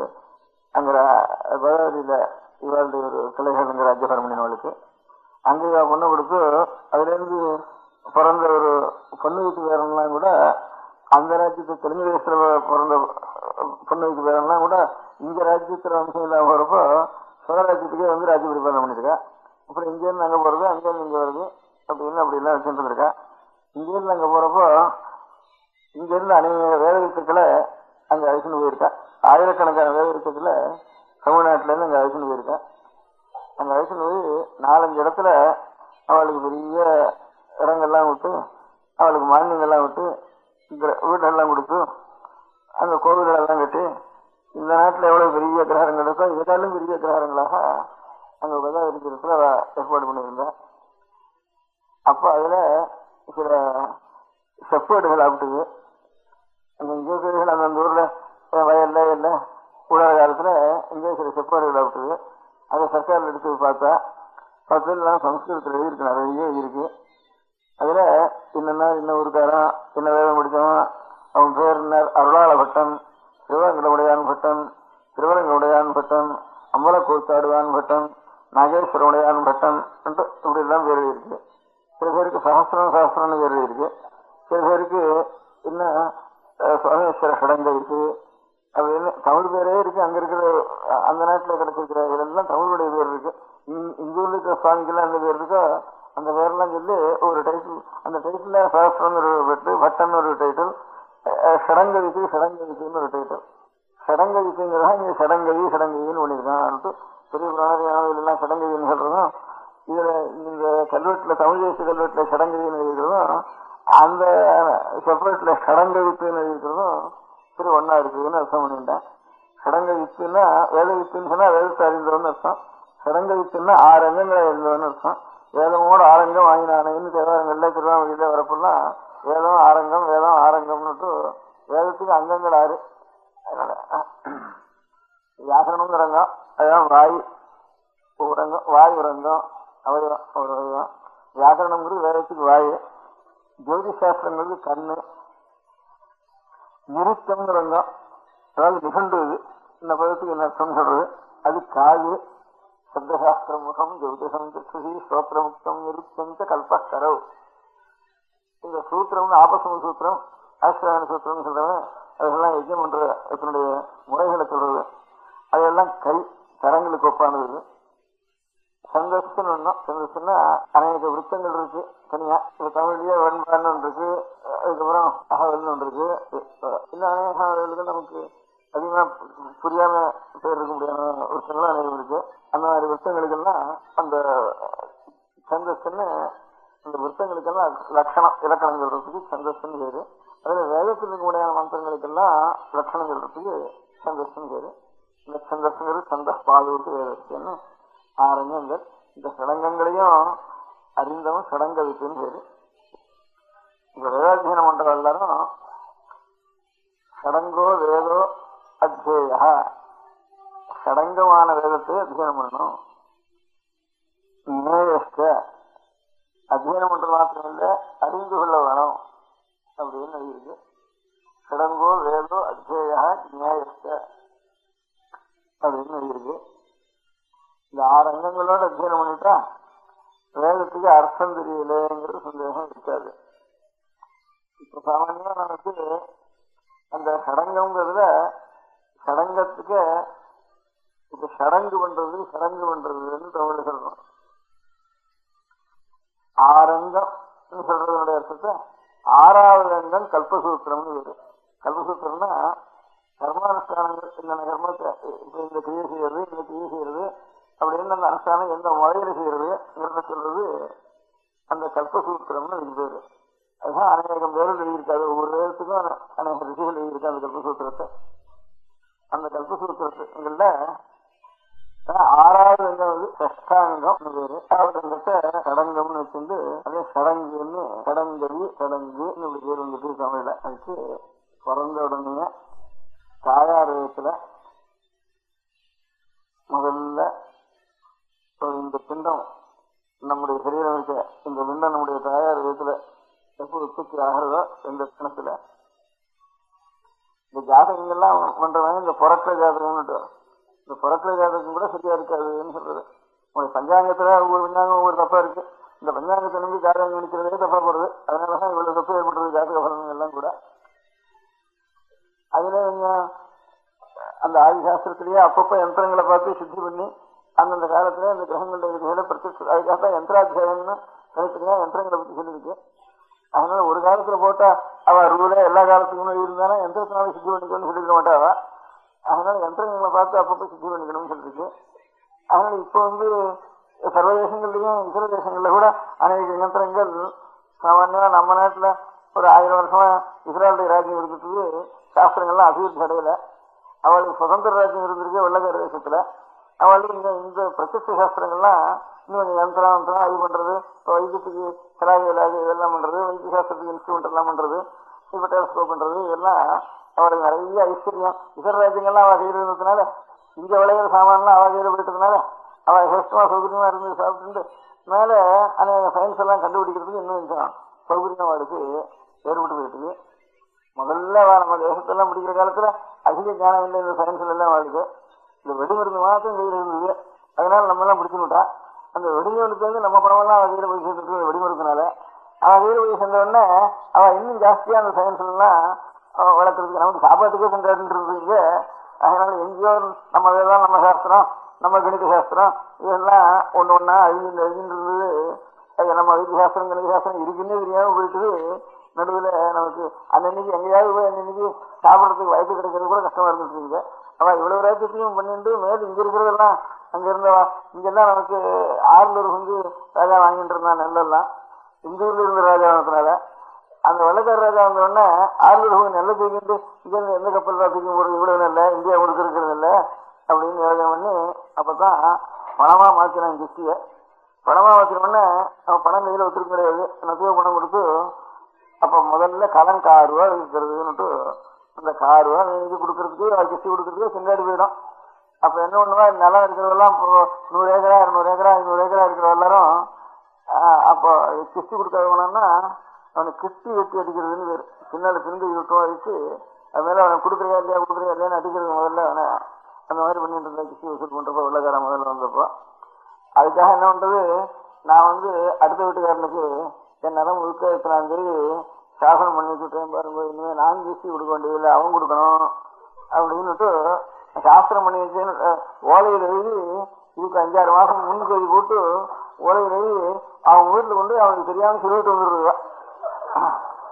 அப்புறம் இவனுக்கு கிஸ்டி வந்து கேட்டா என்ன இல்லாத நிலம் அவனுக்கு அப்படிங்கிறது. ஏன்டா எங்க பட்டா அவன் மேலதான் இருக்கு அப்படின்னு. இல்லையா நான் சாசனம் வட்டியா பட்டா மாற்ற மாட்டேங்கிற தாலுக்காவில, அதனால நீங்க போய் அதுக்கு அவன் வீட்டை போய் சோதனை போடுங்க அங்க இருக்கு கடை ஆடுற மாதிரி அங்க வீட்டுல கொண்டு வந்து அப்படி பண்ணிட்டு இருந்தா. அதனால பணமா பண்ணினது அவதான் பண்ணினது, கிஸ்டிய பணமா பண்ணினது. அதுக்கு என்ன 600 அடுத்த வீட்டெல்லாம் 5 வீட்லயே இருக்கும். அதனால ஒருத்தருக்கும் பஞ்சமே இருக்காது அந்த நாள்ல. இப்ப நெல் விலை ஏறி இறங்கி விற்கிறது ஆரம்பிச்சுட்டுவானா நிலத்துல இருக்க முடியாத நெல் முழுக்க ஓட்டா கூட கிஸ்டி போடுறது இல்ல, இன்னும் கடன் வாங்கி கூட கிஸ்டி கொடுக்க வேண்டியது சில வருஷங்கள்ல அப்படி ஆயிட்டு. இப்ப என்னமோ யுத்தம் இப்ப ஏறின்னு இருக்கு. அதுக்காக என்ன பண்றதுன்னு அது அநேக சட்டங்கள்லாம் அதுக்கப்புறம் அதனாலதான் வந்து 10 நாள் மாதிரி 600 எடுத்துட்டு போறது அப்படியான அவளை பிரிச்சுக்கிறதுன்னா ஒன்னும் சிரமம் இல்லை. இருக்கிறது நெல் இதுதான் ஆகும். அதனால இதை பணம் வாங்குறது எல்லாம் பால்டர் தான், எல்லாம் நெல் போட்டுதான், ஏதாவது கரிகா முழுக்கொண்டு நெல்லை போட்டுதான் வாங்கிட்டு இருந்தா அந்த காலத்துல. அதனால ஒன்னும் தரித்திரமே இருக்காது அந்த நெல் விளையாட இடங்கள்ல. பணத்தை இங்கிருந்து எடுத்துட்டு போய் அவருக்கெல்லாம் நிறைய பணம் குவிச்சுட்டு இருந்ததுனால தேசத்துல சயின்ஸும் ரொம்ப விருத்தியாச்சு. இந்த விருத்தியானது அநேக யந்திரங்களும் நல்ல விஷயம் இல்லையா, அநேக யந்திரங்களும் கண்டுபிடிச்சா. அந்த யந்திரங்கள்லாம் வச்சுட்டு இப்ப நாங்க சோதிச்சு காலங்களை பண்ணினோம்னா இன்னும் கொஞ்சம் சுத்தமா வருது. அதுதான் ஸ்புடம் பண்றது, இப்ப திருக்கணிக்கம் அதெல்லாம் வந்ததுக்கு காரணம். இப்ப கூட பாக்கி பஞ்சாங்கம் போடுறா கூட ஏதோ இந்த பஞ்சாங்கம் பரம்பரையா வந்து விளைவிக்கிறதுங்கிறதுக்காக பாக்கி பஞ்சாங்கம் உபயோகிச்சு ஜாதகம் பார்க்கறோம்னா திருக்கணிக்கத்தை கொண்டா அதுக்கு ஸ்புட்டம் அப்படி பாருன்னா அதுக்கு அதை கொண்டு வருவா. அப்போ ஜாதகம் பார்த்து படம் பார்க்கறதுக்கு அந்த ஜாதகம் கூட அப்போ நம்ம தாயார் வேகத்துல எப்போ நம்முடைய பிண்டமானது முதல்ல எப்படியாச்சோ அந்த லட்சத்தை பார்த்தா தான் இந்த பலங்கள்லாம் சரியா வருதுன்னு சொல்ற அந்த ஜோதி சாஸ்திரப்படி. எப்போ நாம் தாயார் வேகத்துல இருந்து பூமியில விழுந்தோமோ அந்த லட்சணம் பார்க்க முடியாது. எப்போ உயிர் உண்டாச்சா அந்த தாயார் சீரத்துல அந்த உயிர் உண்டான காலத்தை பார்த்து அப்போ அதுல இருந்து கணனம் பண்ணினோம்னா இந்த ஜாதக பலங்கள்லாம் சரியா வரும்னுட்டு அப்படி சொல்லிட்டு இருக்கா அந்த ஜோதி சாஸ்திரம் தெரிஞ்சா. அது ஒண்ணும் அந்த மாதிரி அது முதற்கொண்டு தாயார் வயசுல நம்முடைய பிண்டமானது ஏற்பட்ட காலம் முதற்கொண்டு கடைசியில இது வளர்ந்து எழுந்து அப்புறம் கிழமா போய் அதுக்கப்புறம் திரும்பியும் கொண்டு போய் அது பிராணம் இங்கிருந்து சரீரத்தில் போனதுக்கு அப்புறம் திரும்பி இந்த சரீரத்தை அக்னியில கொண்டு போய் அது ஒரு ஹோமம் பண்ணி வரைக்கும் அதுக்கு நிஷேகாதி ஸ்மசானாந்தம்னு பேரு. நிஷேகம்னு தாயார் வயசுல நம்முடைய பிண்டமானது 36 காலம் முதல் கொண்டு திரும்பி இந்த சரீரம் இந்த அக்னியில போய் ஹோமம் பண்ணி அந்த யமன் முதலிய தேவதைகளுக்காக இந்த சரீரத்தை இப்ப நெருப்புல எப்படி ஹோமம் வளர்க்கிறோமோ இந்த மாதிரி சரீரத்தையே ஹோமமா அர்ப்பணம் பண்ணணும். கிடைச்சது எந்த தேவதைகளுடைய அனுகிரகத்தினால இது கிடைச்சதோ அந்த தேவதைகளுக்கே இந்த சரீரத்தை அர்ப்பணம் பண்ணணும் அப்படின்னு நிஷேகாதி ஸ்மசானாந்தம். இது 40 கர்மானுஷ்டானங்கள் இது வரையில் ஏற்படுது. அப்புறம் பிறந்த காலத்தில் ஏற்படுறதுக்கு ஜாத கர்மான்னு பேரு. அதுதான் 10ஆம் நாள் பண்றதுக்கு நாமகரணம் பேரு. அதுக்கப்புறம் அன்னப்பிராசனம் அப்புறம் செவலம் அதுக்கப்புறம் கிரமமா 40 சம்ஸ்காரங்கள் பண்ணணும்னு சொல்லிருக்கு. சில பெரிய யஜ்யங்கள் இருந்தா அது ஒரு 21, அது செவுத்தம். அதுக்காக ஸ்மார்த்தத்திலேயே செவுத்தத்தை தவிர ஸ்மார்த்தத்திலேயே சிலது.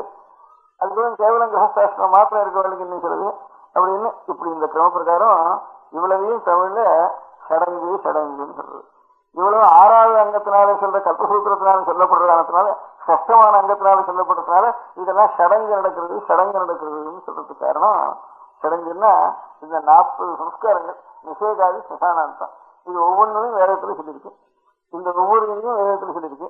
இந்த ஒவ்வொன்றையும் இப்ப வேதத்துல சொல்லிருக்கிறதுல இதை இவ்வளவும் பண்ணாது போனா கூட 2 சொல்லி 10-15 பண்ணிட்டு இருக்கா. இப்போ இதோ கல்யாணம்னு ஒண்ணு பண்றோம். ஏதோ ஒரு நாளைக்கு அதுவும் 5 நாளைக்கு பண்றது விசாரங்கள் இருக்கு. அந்த 5 நாளைக்கு 5 நாள் காரியம் இருக்குதுல அதெல்லாம் இது 1 மணியாவது கொஞ்சம் மந்திரம் சொல்லி இப்போ ஒரு 10-20 வருஷமா அந்த 5 நாளை 1 மணியா குறைச்சாச்சு. அதாவது ஏதோ ஒரு வாத்தியார் வந்து மந்திரம் சொல்லிட்டு போறாரு. அந்த மாதிரி இருக்க முடியாதது. அதுலயே இந்த அதுக்கு முந்தி ஜாதகர்மம் நாமகரணம் செவடம் இதெல்லாம் பண்றதுலாம் சேர்த்து இந்த உபநயன காலத்துல எல்லாத்தையும் சேர்த்து ஒரேடியா ஏதோ 2 மந்திரம் சொல்லி அதையாவது பூர்த்தி பண்ணி இதெல்லாம் 20 வருஷத்துக்குள்ள. அதுக்கு முந்தி அப்படி இல்லை, தனித்தனியா இது பண்ணிட்டு இருந்தா. அதுல இருந்து எது பண்ணட்டும் அவளுக்கு இவ்வளவு வருஷத்தை வந்ததுக்கு கூட காரணம் பையனுக்கெல்லாம் என்னடா அது சுருக்கமா இருந்தாலும் இன்னது நமக்கு என்னமோ அது வாத்தியார் நமக்கு புரியாத கடப்படான்னு சொல்லிட்டு வர்றாரு. அது என்னதையும் அவரை கேட்ட அர்த்தம் தெரியுதுன்னா எங்களுக்கு எதாவது அர்த்தம் தெரியாது. நாங்க அதிகம் தான் பண்ணிருக்கோம். இந்த மந்திரம் இந்த இடத்துல நீங்க சொல்ல வேண்டியது அதை வந்து நாங்க எடுத்து வைக்கிறது. இது என்ன அர்த்தம் உண்டா இல்லையா அப்படின்னு அவங்க வந்து பண்றவருக்கு பெரியவர்களுக்கு பையன்களுக்கு எல்லாருக்கும் ஒரு அபிப்பிராயம் இருக்கு. இப்படி இருந்து கூட இன்னும் இந்த மந்திரம் சொல்றத ஒத்துன்னு இருக்கால அதுதான் ஆச்சரியம். இப்போ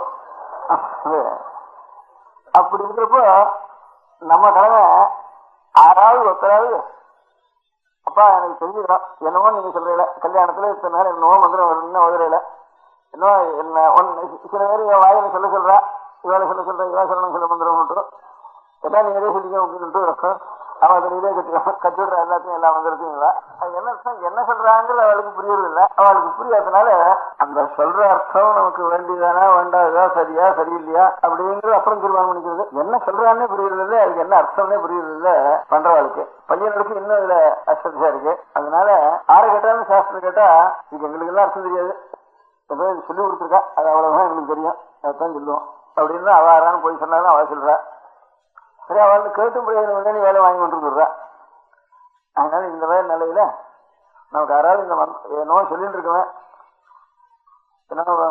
புரோஹிதான்னு சொல்றா, குருக்கள் என்னன்னு சொல்றா, பஞ்சாங்காரா என்னன்னு சொல்றா, இதெல்லாம் என்னன்னு சொல்றா, என்ன சமாச்சாரம் இதெல்லாம் சொல்றது, இதுக்குதான அர்த்தம் உண்டா கிடையாதா, வெறும் வார்த்தை அதெல்லாம் அப்படி வந்துட்டு ஏதான அர்த்தம் உண்டு இல்லைங்கிறது எனக்கு தெரிஞ்சு நம்ம வேடுகளை திரட்டி பார்த்து இதுக்கான அர்த்தம் எழுதியிருக்கா தெரியவா இல்லையா அப்படிங்கிறத பார்த்து பத்துல எழுதியிருக்கான்னு தெரிஞ்சுது. ரொம்ப கஷ்டப்பட்டு 4 வேதம் இருக்கு, நிறைய 4 வேதம்னா கணக்குலாம் இருக்கு, ஒவ்வொன்றும் நட்டு பண்றதுக்கு 10 வருஷம் இருக்கு. அப்படி 4 வேதம் அதுக்குள்ள கிளைகள் சொல்லுங்க, என்ன 5-6 வேதம் இருக்கு. இப்போ இருக்கிறதுல 6-7 வேதம் இருக்குன்னு சொல்லலாம். அந்தந்த வேதத்தை சேர்ந்தவா சில குடும்பங்கள் இருக்கா, ஒவ்வொரு வேதத்தையும் சேர்ந்தவா. ரிக்வேதம்னு ஒன்றும், எதிர்வேதத்துல 2 சுக்லகிரேதம் கிருஷ்ணகிரேதம் மட்டும். அந்த சுக்லகிரேதத்திலேயே 2 காரணம் மாத்தியம் தினம் மட்டும். தெற்க மாத்தியம் தினால் கிடையாது, மகாராஷ்டிர தேசத்துலேருந்து தான் மாத்தியம் தினம் ஆரம்பம், மாத்தியம் தினம் சரிசைங்கிறது. தெற்க இருக்கிற சுக்லகிரேதக்காரெல்லாம் காரண சாகியை சேர்ந்தவா. காரணம் மாத்தியம் தினம் 2 தான் இருக்கு சுக்லகிரேதத்தில். அவளே தெலுங்கு நாட்டிலும் இருக்கா, கன்னட நாட்டிலும் இருக்கா சுக்லகிரேதா.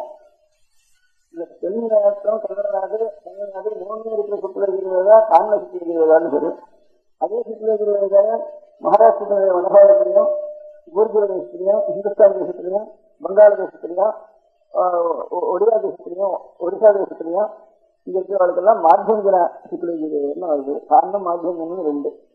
ரிக்வேதம் 1, கிருஷ்ணகிரேதம் இந்த நாட்டில் இருக்கிற கிருஷ்ண அதிகமா இருக்கிறது கிருஷ்ணகிரேதம் 1, 2. காரண சுக்லகிரேதம் 1, மாத்தியந்தின சுக்லகிரேதம் 1, ரிக்வேதத்துல 4 ஆச்சு. இப்போ அப்புறம் சாமவேதத்துல நம்ம நாட்டுல 2 இருக்கு.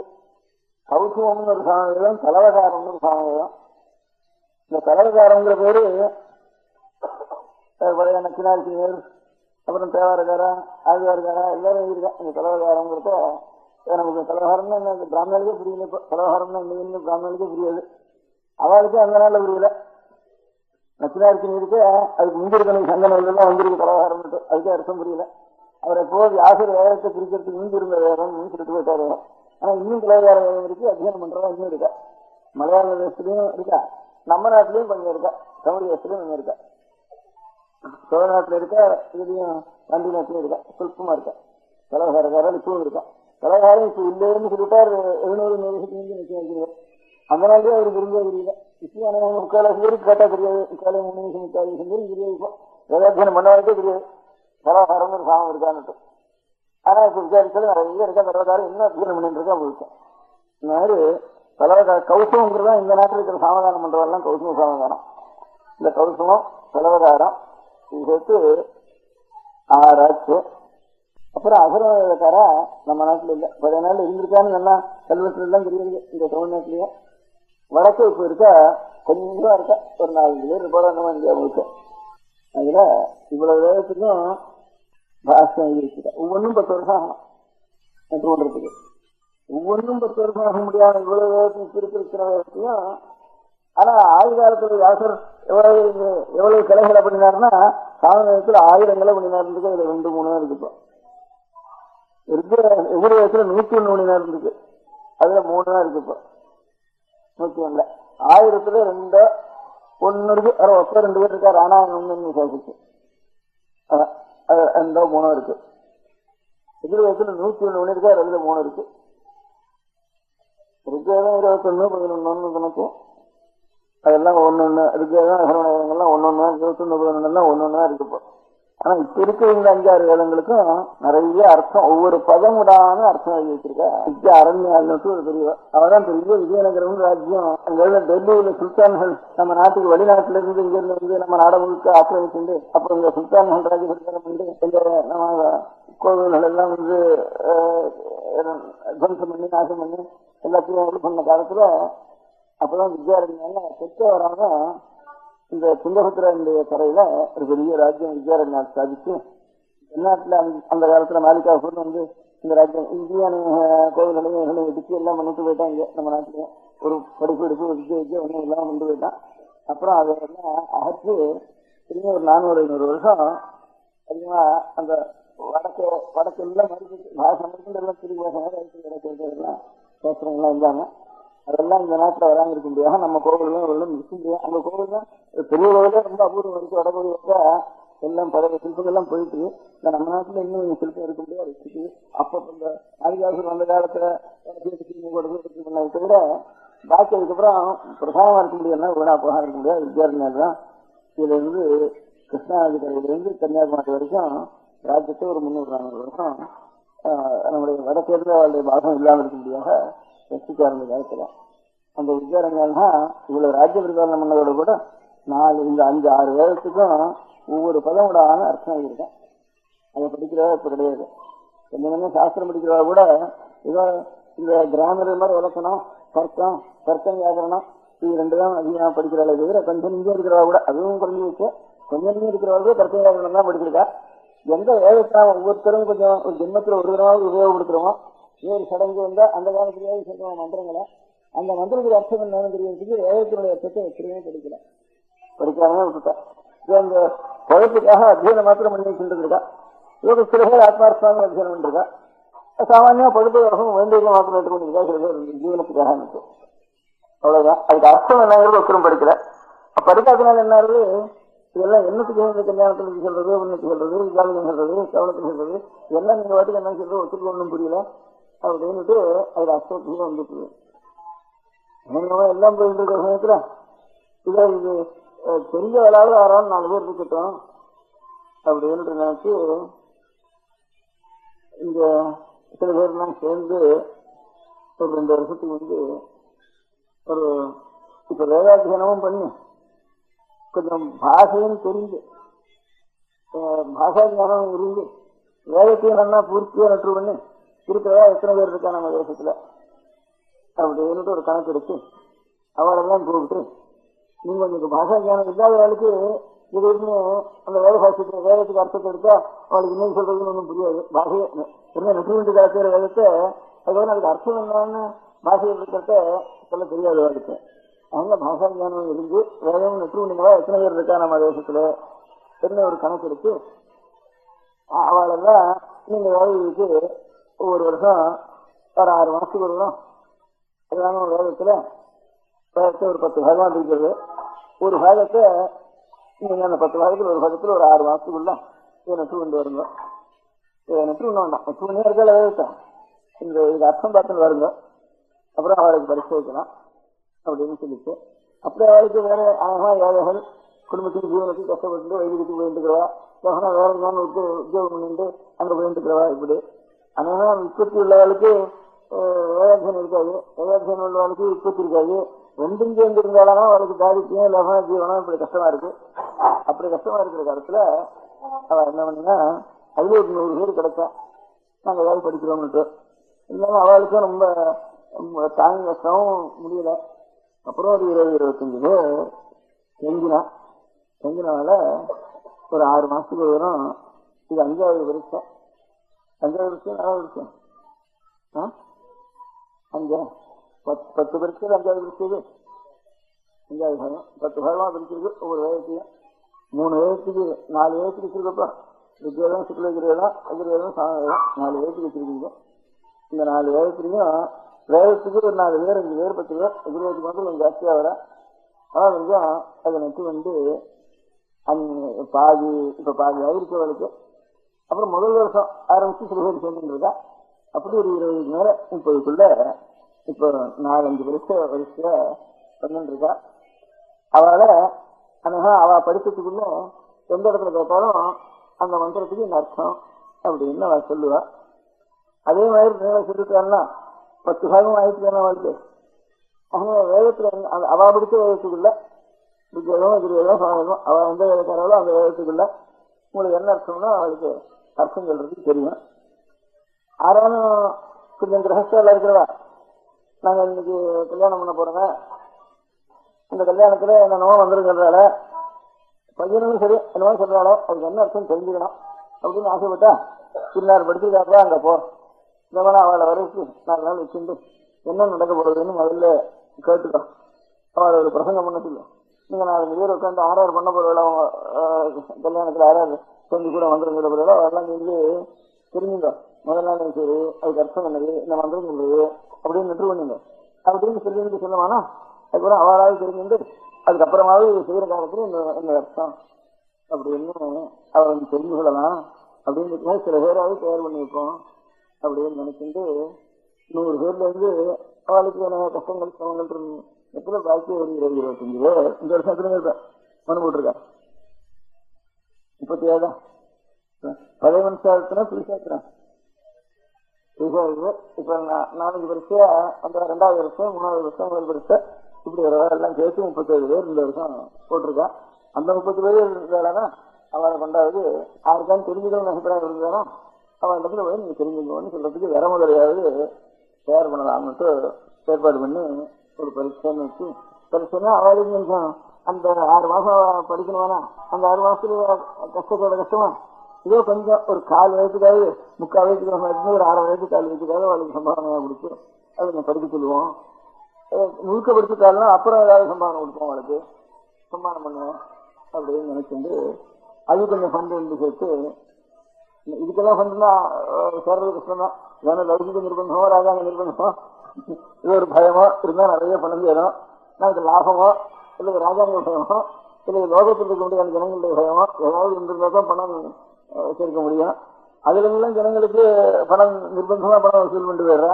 இதை போய் கேட்டா இதுக்கு சிபாரிசு இல்லாத பணம். இதுல எல்லாருக்கும் ஆசை இருந்தாலும் அந்த நிர்பந்தங்கள்னால இது பணம் கொடுக்கறதுக்கு சிரமப்படுறது ஜனங்களுக்கு. ஆனா இது அதிகமா பிரச்சாரம் வரைகளை போய் கேட்கறவாளுக்கு ஊக்கம் இல்லை, அதுல கேட்கறவாளுக்கு ஊக்கம் இல்லை. இல்லை அப்புறம் கொடுக்குறவாளுக்கு ஊக்கம். அதுக்கப்புறம் ஏதோ அப்படி இப்படிமா இருக்குது. அவளுக்கு ஏதோ கொஞ்சம் பணம் கொடுத்து 6 மாசத்துக்கு இருந்தானா 200 ரூபா கொடுக்குறது, 300 ரூபா கொடுக்குறது, அப்புறம் பரிசு வாஷ் பண்ண வேணும் கொடுக்குறது, பரிசு முடிவு சமயத்தில் வேணும் கொடுக்குறது அப்படின்னு வச்சுட்டு அவளை ஒரு 37 பேர் தயார் பண்ணி கொஞ்சம் உற்பத்தியும் சாஸ்திர உற்பத்தியும் இருந்து வேதாத்தியனம் பண்ணினவாளா இருக்கிறவாள் ஒண்ணு பரீட்சைன்னு 5வது பரீட்சை வச்சிருக்கப்போ. அதாவது அந்த 5வது பரீட்சையில ஒவ்வொரு வேதத்தையும் வச்சு மன்னா தெரிஞ்சுன்ற பழைய காலம் இருக்காள். பழைய முன்கலங்கள் இருக்கிறதா சில பேர் சாஸ்திரம் வாசி வேதம் இருக்கிறதா 2 பேர் இருக்கா.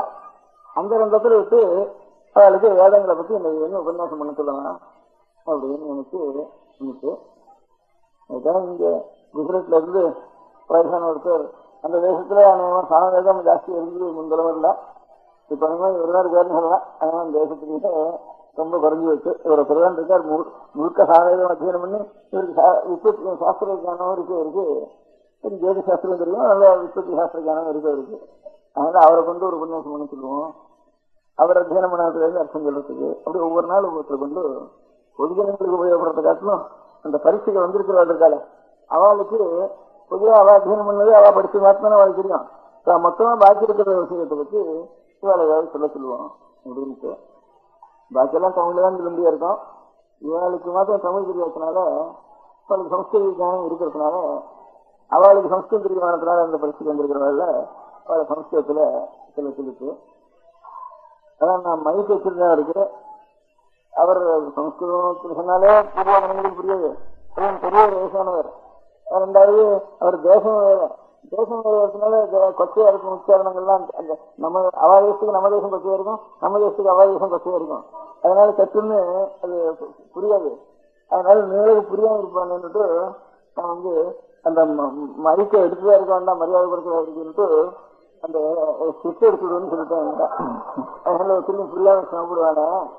அப்புறம் ஒரு 10-20 பேர் அந்த என்க்ளோசர்ல உட்காந்துட்டு அந்த பரிசுக்கு வந்திருக்கிறதுனால அவளுக்கு கிட்ட வந்து கேளுங்க அப்படின்னு சொல்லி சொன்னேன். அதனால அவர் பெரியவர் அவருடைய அனுபவத்துல அந்த தேசத்துக்குள்ள 2 பேர் தான் இவரு பூர்ணமா அத்தியானம் பண்ணவா இருக்கா. அதனால அவர் தான் அந்த தலைமுறையில பெரியவர்ல அவர் தான் அந்த தேசத்துல இருக்கிற இந்த தலைமுறையில. அதனால அவரை கொண்டு இன்னைக்கு உபன்யாசம் பண்ண சொல்லிட்டு அதனால முக்கிய உத்தேசம் அதாவது என்ன சடங்குகள் எல்லாம் பண்றவன் அதனால என்ன பண்றோம் அதுக்கு அர்த்தம் என்ன அப்படின்னு தெரிந்து கொள்ள வேணும்னு ஆசை இருந்ததானே அதுக்காரானும் நாம் தயார் பண்ண வேண்டியது நம்முடைய கடமை அப்படின்னு ஒரு 2-3 வருஷத்துக்கு முன்பு ஒரு 5-6 பேர் சேர்ந்து கொஞ்சம் பணம் சேர்த்து வச்சு அந்த பணத்துல இருந்து வர வருமானத்துல இருந்து கொஞ்சம் ஒரு 10-20 பேரையாவது நம்ம தேசத்துல யாருக்கான தெரிஞ்சுக்கணும்னு ஆசை இருந்ததுன்னா அவளுக்கு சொல்றதுக்காக இந்த இடத்துல இல்லது இன்னொரு அவசியம் வந்து வீட்டுல உட்காந்து வச்சு கேட்டுட்டோம் அப்படின்னு சொல்றதுக்கு உபயோகப்பட்டோம் அப்படின்னு மூலதனமா அதுக்கு வேதகாட்சிய பரீட்சைன்னு பாஷ்யம் தான் அர்த்தம். அர்த்தம் சொல்றதுன்னு நம்ம கொஞ்சம் உயர்ந்த நூலாக இருந்தா அதுக்கு அர்த்தம் சொல்றதுக்கு உரைகளுக்கு பாஷ்யம்னு பேரு. அதனால வேதபாஷ்யம்னு இத்தனை வேதத்துக்கும் வித்யா அரண்யம்னா காடு, வித்யன்னா கல்வி, கல்விக்கே காடா இருந்தவர் வித்யாரண்ய சுவாமிகள். அவர் இவ்வளவு வேதத்துக்கும் பாஷ்யம் பண்ணி ராஜ்யம் ஸ்தாபனம் பண்ணி மூலமான வேதத்தையும் ரசிச்சு ராஜ்யத்தையும் ரசிச்சு அவ்வளவு முகோபகாரம் பண்ணிருக்கார் வித்யாரண்யனுக்கு. அவளுடைய பாஷ்யத்தை கொஞ்சம் படிக்கிறோம். சேந்தாவில் படிச்சு வர்றதுன்னா முடியாது. 6 மாசத்துக்கு வருவது 6 மாசத்துக்கு வருவது ஒரு பாகம் ஒரு 10 பாகமா பிரிச்சு பாதி வந்திருக்கு. ஒரு கீழே சில பேர் வந்திருக்கா. அந்த பரிசுக்கு அவளுக்கு உபயோகத்துக்காக பண்டிகாலை கொண்டு நிச்சயம் ஏதாவது உபன்யாசம் பண்ணி சொல்லுவோம். அங்க அவ பரிசு நடக்கிற இடத்துல என்ன பத்திர வீரத்துக்கு வர அங்க உபன்யாசம் பண்ணுச்சுன்னா நிறைய கூட்டம் இருந்தா தான் உபன்யாசம் பண்றவளுக்கும் உபன்யாசம் பண்ணணும்னு ஆசையா நல்ல விஷயம் மனசுக்கு வரும். அங்க கொண்டு உட்காந்துட்டா அங்க ஒன்னும் வராது. இங்க கூட்டம் வரதுங்கிறதுக்காக இங்க சௌகரியமா இருக்குன்னு அந்த உபன்யாசத்துக்கு இங்க வைக்கலாம்னுட்டு ஏற்பாடு பண்ணினாரு. அதனால நாளைக்கு முதற்கொண்டு யாரும் உபன்யாசம் பண்றதா கொஞ்சம் தமிழ்ல சொல்லுவா. தமிழ் சொன்னாலும் குஜராத்தில் சொல்ற மாதிரி தான் இருக்கும். ஏன்னா வேத விஷயமானதுனால நமக்கு புரிய சமாச்சாரம் இருந்தானா இப்ப நடக்கிற சண்டை கட்சி எவ்வளவு சொன்னா ரொம்ப ருச்சியா எல்லாருக்கும் புரியும். எங்கேயோ இருக்க முடியாத வேகத்துல இருந்ததுன்னா அந்த காலமே மறந்து வச்சு அந்த லோகமே மறந்து வச்சு அது இருக்க பழமே மறந்து வச்சு நமக்கு. அதனால இப்பவும் அது வித்தியாசம் மாதிரி தான் இருக்கும் தமிழ்ல சொன்னாலும். இருந்தாலும் கொஞ்சம் நம்ம தமிழ்ல சொல்றேன். ஆனாலும் கொஞ்சம் நினைச்சுட்டு இருப்பா.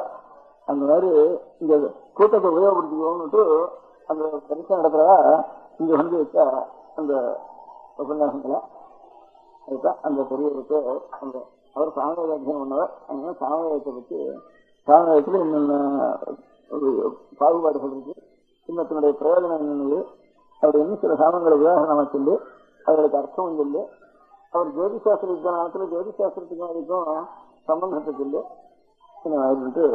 சொல்லி வச்சிருக்கார். அதனால நம்ம நாடு இமயமலை முதற்கொண்டு கன்னியாகுமரி வரைக்கும் ஒரு ஒற்றுமையோடு இருக்கிறதுக்கு வேதம் தான் மூலம். அதனால சைவத்துல பெரியார்களா இருக்கிறதெல்லாம் பரமசிவன் சொல்றப்ப வேத முதல்வன் சொல்றா. விஷ்ணுசக்தியில அல்வாராயுதம் இன்னும் மகாநலாச்சாரியர்கள் சொல்ற எல்லாரும் வேதஸ்துருதி வேண்டாப்பான்னு வேதம் தமிழ்தான் மாறும் சரகோபன்னு நம்மாழ்வார் எல்லாம் வேதத்தான் தமிழ்ல செய்யான்னுட்டு எல்லாம் ஒரு மூலம் இருந்தா தான் நாம் ஒத்துறன்னு நாம் வேற வேற வேற நினைச்சுட்டு இருந்தா அப்புறம் பிரிஞ்சு பிரிஞ்சு நெல்லிக்கா முட்டையா எப்படி போடுறது, நம்ம புளி முட்டையா இருக்கிறதா நெல்லிக்கா முட்டையா இருக்கிறதாங்கிறது எல்லாரும் நெல்லிக்கா முட்டையா போடுறதுக்கு ஓடி போயிடும். அது பிரிஞ்சு இருந்தா ஒண்ணுக்கு சக்தி இருக்காது. பிரிச்சா கூட பிரிக்க முடியாம பிடிச்சி ஈர்த்தா கூட ஈர்க்க முடியாம இது வரைக்கும் நமக்கு பெரிய வேலைக்கு ராஜ்யம் வேறையா இருந்துக்கலாம், பாஷை வேறையா இருந்துக்கலாம், ஆச்சாரம் பழக்கங்களும் வேறையா இருந்துக்கலாம்.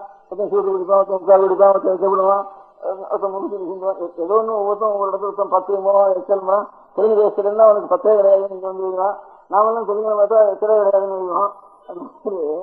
அதுக்கு மகாராஷ்டிர தேசத்துல போனா ஒரு மாவுல தண்ணி விட்டுட்டா அது தொடப்படாது. அப்புறம் 10 கையில அது தூங்கி இருக்கணும். மாவுல தண்ணியே விடக்கூடாது, மறுநாளைக்கு செய்யக்கூடாது மாவு அப்படின்ட்டு அப்படின்தான் அவளுக்கு ஒரு ஆச்சாரம். ஆனா ஏதாவது சமையல் பண்றப்போ அந்த மேலத்துக்கு புடவை பல்ல எடுத்துட்டே சமையல் பண்ணி ஆரம்பிச்சிருவேன். அது அந்த எச்சில அவளுக்கு தெரியாது. நமக்கு அவளை பார்த்தா நமக்கு எச்சில இருக்கணும், நம்ம பார்த்தா அவளுக்கு பத்தா வேணும். இந்த மாதிரி ஒவ்வொரு தேசத்துல ஒவ்வொன்றும் வித்தியாசம் வச்சோம்னா இவ்வளவு பிரிஞ்சு இருந்தாலும் கூட இவ்வளவு தேசம் பிரிஞ்சு இருக்கிற தேசங்கள் ஆச்சாரம் அனுஷ்டானம் வேறு இருந்தாலும் இந்த வேதம்ங்கிறது ஒண்ணுதான் இவ்வளவு கோடி ஜனங்களையும் ஒரு ஒற்றுமைக்கு காரணம் அந்த வேதம் ஒண்ணுதான் இருக்கு. அதனால அதை நான் மூலத்தை அது கண்ணி தெரியாது. அது எங்கேயோ இப்ப மரங்களுக்கு வேறு கண்ணி தெரியுமான்னா அந்த வேறு எடுத்தா கூட என்னமா அதுக்கு என்ன தீச்சல் இருக்காது, ஆசனம் இருக்காது, எனக்கு சேரு பூசிட்டு இருக்காங்க அவ்வளவுதான். அதனால வேதம் மூலம் வேறு எல்லாத்துக்கும். அதனால அது பிரச்சாரத்துக்கும் ஒண்ணும் தெரியாது, அது ஒன்றும் தெரிய வேண்டாம். ஏதோ வேர் நல்லா இருக்கணும். அதனால வேறு போயிட்டு தான் அப்புறம் எல்லாம் அவருடைய உடம்பு வேணும். அப்படி அது போகாம இருக்க முடியாதுன்னா வேர்ல தண்ணி வைக்கிறதுக்கு சில பேராவது தண்ணி வச்சுருக்கணும் அப்படிங்கிறதுக்காக அந்த சிலையாக இருந்தா தான் இந்த இவ்வளவு தேசமும் நமக்கு தத்துவங்கள் முழுக்க ஒவ்வொரு காலங்கள் இல்லாமனா இன்னொரு காலத்துல பெரிய காலம் இதுக்கு அர்த்தம் வச்சிருக்கா. நமக்கு அர்த்தம் தெரியாதவனா கூட அர்த்தம் தெரிஞ்சுக்கணும்னு கொஞ்சம் கஷ்டப்பட்டவனா கொஞ்சம் கேள்வியாகி தெரிஞ்சுக்கோங்கிறதுக்கு மூல நிதி வச்சிருக்கா. அந்த நிதியை நாம கொண்டு அந்த வேகத்தை வச்சுக்கொண்டு சமமா இருக்க வேண்டியது அந்த வேகத்துல. அதனால இப்பவும் சில பேர் அடுத்த கிழமை இவா கூட இருக்க மாட்டான், இந்த 30-20 பேர் கூட இருக்க மாட்டான், இவன் இவளையாவது ருசிக்கணும் எங்க வேலையாவது அப்படிங்கிற முறையில அதுதான் சில பேருக்கு வந்து ஒரு அவளுக்கு பரீட்சை பண்றது, அவளுக்கு பரீட்சை பண்றதுக்கு அவள் படிக்கிறதுக்கு வேண்டிய சௌகரியம் பண்றது அப்படின்னு ஏற்பாடு பண்ணிருக்கான். அதுதான் அதனுடைய அங்கமாக தான் இன்னைக்கு நம பார்வதி பதயே. பெரியவா சரணம். அடுத்த நிகழ்ச்சி நித்திய குரு பாதுகா பூஜை. शुक्लां भरदरं विष्णुं शशिवर्णं चतुर्भुजं प्रसन्नवदनं ध्यायेत् सर्वविघ्नोपशान्तये.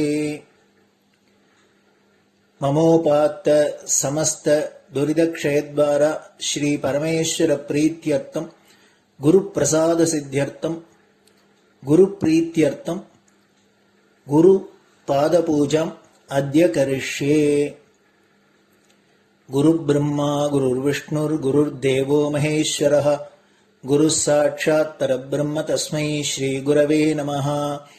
अपारकरुणासिन्धुं ज्ञानदं शान्तरूपिणं श्रीचन्द्रशेखरगुरुं प्रणमामि मुदान्वहम्. सदाशिवसमारम्भां शङ्कराचार्यमध्यमाम् अस्मदाचार्यपर्यन्तां वन्दे गुरुपरम्पराम्. எல்லோரும் குருவை பெரிவாளை தியானம் பண்ணிண்டு அர்ச்சனை பண்ணுவோம். அஷ்டோத்திரம். பெரியவா அஷ்டோத்திரம் பல அஷ்டோத்திரங்கள் இருக்கு. அதுல எளிமையா சுலபமா எது இருக்கோ அதை நான் இப்ப சொல்றேன். எல்லோரும் இதை கேட்டுண்டே திருப்பி சொல்ல முடிஞ்சுபா சொல்லி சொல்லி பெரிவாளுக்கு பாதத்துல ஒவ்வொரு புஷ்பத்தை அர்ச்சனை பண்ணலாம். ओम श्री कांची कामकोटि पीठाधीश्वराय नमः. श्रीमत् चंद्रशेखरेन्द्र सरस्वती गुरुभ्यो नमः. सन्यासाश्रम शिखराय नमः.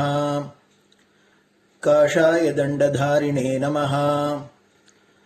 सर्वपीठापहारिणे नमः. स्वामिनाथ गुरवे नमः. करुणासागराय नमः.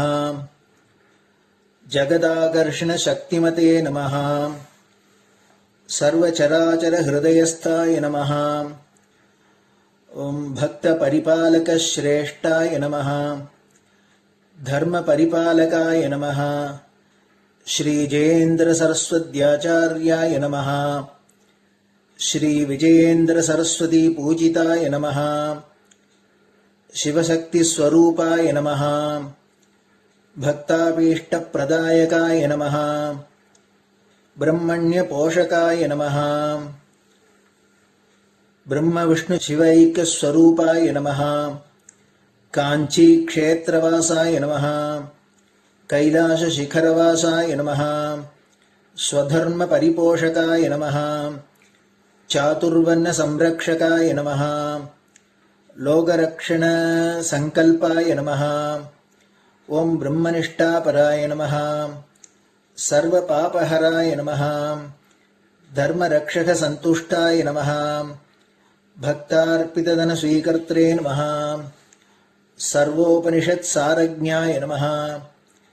सर्वशास्त्रगम्याय नमः. सर्वलोक पितामहाय नमः. भक्ताभीष्ट प्रदायकाय नमः. ब्रह्मण्य पोषकाय नमः. नानाविध पुष्पार्चितपताय नमः. रुद्राक्ष क्रीडधारिणे नमः. भस्मोद्दोलित विग्रहाय नमः. सर्वज्ञाय नमः. सर्वचराचर व्यापकाय नमः. अनेक शिष्य परिपालकाय नमः. मनश्चाञ्चल्य निवर्तकाय नमः. अभयहस्ताय नमः. भयापहाय नमः. यज्ञपुरुषाय नमः. यज्ञानुष्ठान रुचिप्रदाय नमः. यज्ञसम्पन्नाय नमः. यज्ञसहायकाय नमः. यज्ञफलदाय नमः. यज्ञप्रियाय नमः. उपमानरहिताय नमः. स्फटिक तुलसी रुद्राक्ष हारधारिणे नमः. चातुर्वर्ण समदृष्टये नमः. ऋग्यजुस्साम अथर्वणादि चतुर्वेद संरक्षकाय नमः.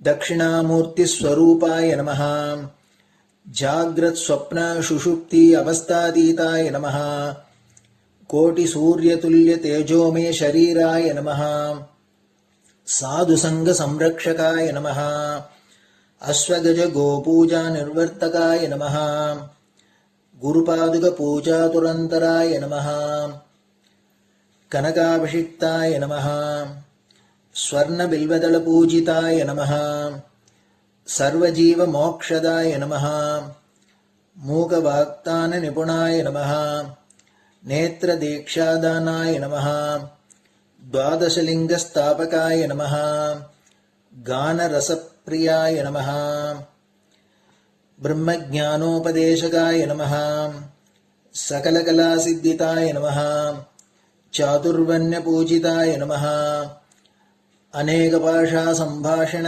कोविताय नमः अष्टसिद्धिप्रदायकाय नमः ओम श्री शारदामठसुस्थिताय नमः नित्यान्नदानसुप्रीताय नमः प्रार्थनामात्रसुलभाय नमः पादयात्राप्रियाय नमः नानाविधमतपण्डिताय नमः श्रुतिस्मृतिपुराणज्ञाय नमः देवयक्षकिन्नरकिंपुरुषपूज्याय नमः श्रवणानन्दकरकीर्तये नमः दर्शनानन्दाय नमः अद्वैतानन्दभरिताय नमः अव्याचकरुणामूर्तये नमः शैव वैष्णवादिमान्याय नमः श्रीशङ्कराचार्याय नमः दण्डकमण्डलोहस्ताय नमः वीणामृदङ्गसकलवाद्यनाथस्वरूपाय नमः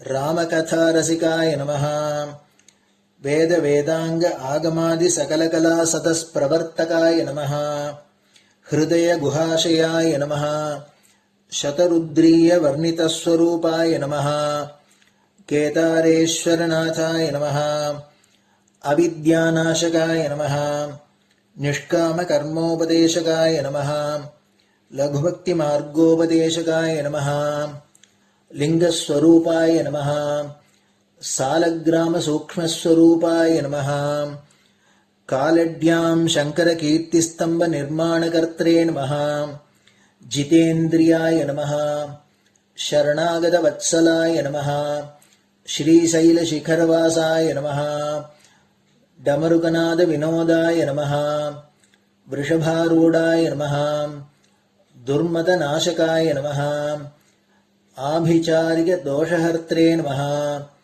मिताहाराय नमः मृत्युमोचकशक्त्याय नमः श्रीचक्रार्चनतत्पराय नमः दासानुग्रहकारकाय नमः अनुराधानक्षत्रजाताय नमः सर्वलोकख्यातशीलाय नमः वेङ्कटेश्वरचरणपद्मषट्पदाय नमः श्री महात्रिपुरसुन्दरी समेत श्री चन्द्रमौलीश्वर पूजाप्रियाय नमः श्रीमच्चन्द्रशेखरेन्द्र सरस्वती सद्गुरु परब्रह्मणे नमः गुरुभ्यो नमः परमगुरुभ्यो नमः परमेष्टिगुरुभ्यो नमः परात्परगुरुभ्यो नमः गुरुपरम्पराभ्यां नमः गुरुपादुकाभ्यां नमो नमः. அடுத்தது ஊதுபத்தி இருந்தா அதை காமிச்சு தூபம், நெய் தீபம் இருந்தா காமிச்சு அதை நெய் தீபம் தீபம் காமிச்சுட்டு நைவேத்தியம் வெத்தலைப்பாக்கு பழம் இதுலேருந்து ஆரம்பிச்சு அவளுக்கு எது சௌரியமோ அதுபடி நைவேத்தியம் பண்ணலாம். அதுக்கு அடுத்தது கற்பூர ஹாரத்தி பண்ணி எல்லோரும் பிரதட்சிண நமஸ்காரம் பண்ணி பெரியவாள்கிட்ட பிரார்த்தனை பண்ணிண்டு எல்லோரும் க்ஷேமமா இருக்கணும், லோகம் பரம மங்களமா சௌக்கியமா இருக்கணும், எல்லோரும் வியாதி வெக்க இல்லாத ஆயுராரோக்கிய ஐஸ்வர்யத்தோட சாந்தம் அமைதியோட ஞான வைராக்கியத்தோட எல்லோரும் நல்லவர்களாயிருந்து நன்மையை அடையணும்னு பிரார்த்தனை பண்ணி இந்த பூஜையை தினம் செய்யலாம். குரு பிரம்மா குருர் விஷ்ணுர் குருர் தேவோ மகேஸ்வரः குரு சாட்சாத் பரபிரம்ம தஸ்மை ஸ்ரீ குரவே நமஹ. அபார கருணா சிந்தும் ஞானதம் சாந்தரூபிணம் ஸ்ரீ சந்திரசேகர குரும் பிரணமாமி முதான்வகம். சதாசிவசமாரம்பாம் சங்கராச்சார்யமத்யமாம் அஸ்மதாச்சார்யபர்யந்தாம் வந்தே குரு பரம்பராம். குரு பாத பூஜை நிறைவடைஞ்சது. பெரியவா சரணம். திருச்சிற்றம்பலம். நிலை பெறுமாறு எண்ணுதியேல் நெஞ்சே நீவா, நித்தலும் எம்பிரானுடைய கோயில் புக்கு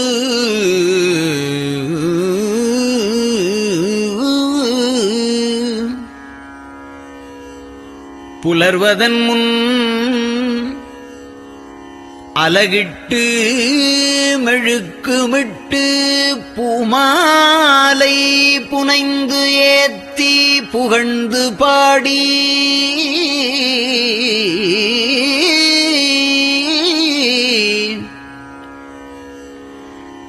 தலையாரக் கும்பிட்டு கூத்தும் ஆடி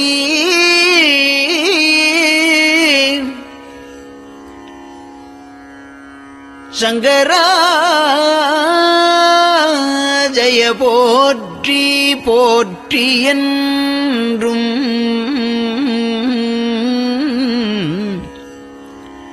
அலைபுனல் சேர் செஞ்சடையம் ஆதி என்றும் ஆரூரா என்றென்றே அலரானில்லே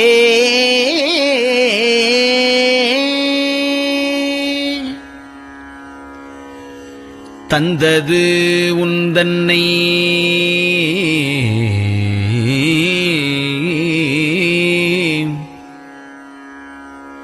கொண்டது எந்தன்னை சங்கரா ஆர்கோலோ சதுரர் அந்தம் ஒன்றில்லா ஆனந்தம் பெற்றேன்.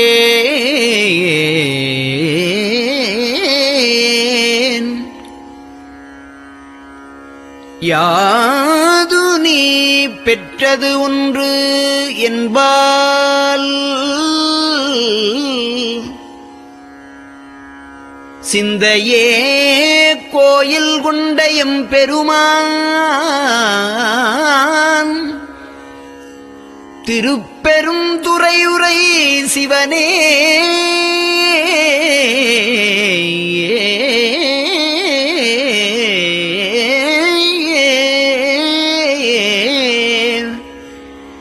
எந்த ஈசா உடல் இடம் கொண்டாய் யான் இதற்கு இலன் ஓர் கைமாறே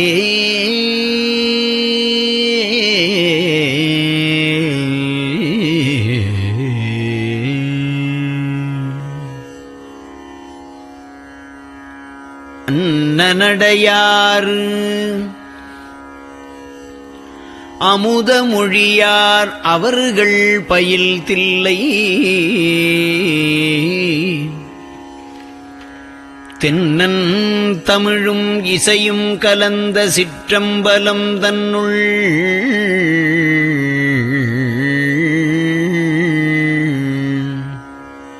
பொன்னும் மணியும் நிறந்த தலத்து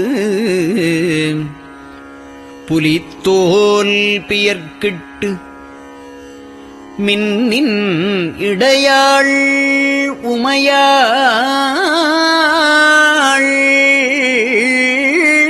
காண விகிர்தன் ஆடுமே.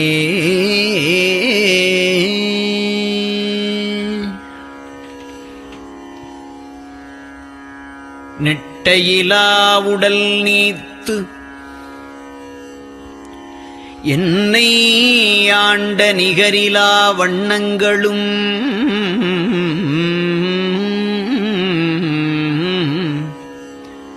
சிட்டன் சிவனடியாரை சீராட்டும் திறங்களுமே சிந்தித்து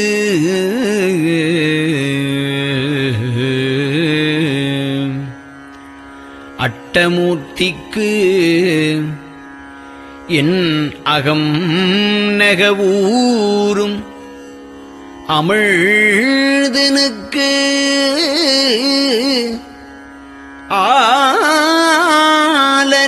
ஆலநீழற்பட்டனுக்கு என்னை தன்பாற்படுத்தானுக்கே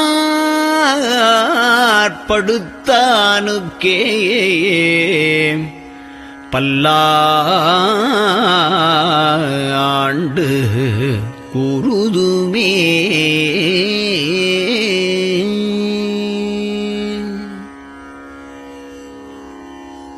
நெஞ்சம்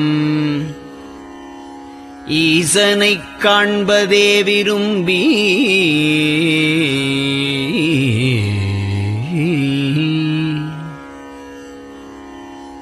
நிரந்தரம் திருவாக்கினில் நிகழ்வது அஞ்செழுத்துமே ஆக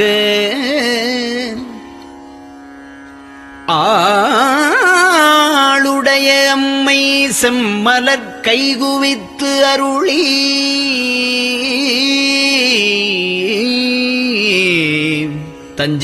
தஞ்சமாகி அரும் தவம் புரிய தரிப்பரே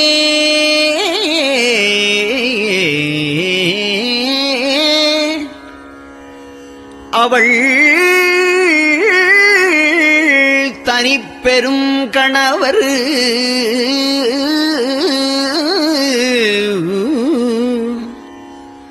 வஞ்சம் நீக்கிய மாவின் மூலத்து வந்து தோன்றினார் மலைமகள் காண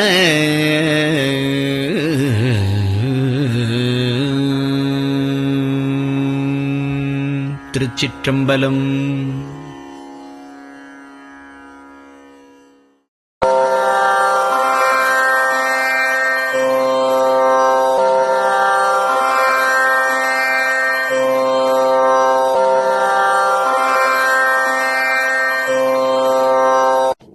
பெரியவா சரணம்.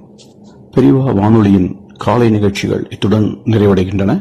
எமது அடுத்த ஒளிபரப்பு இன்று மாலை இந்திய நேரப்படி 6 மணிக்கு துவங்கும். பெரியவா சரணம்.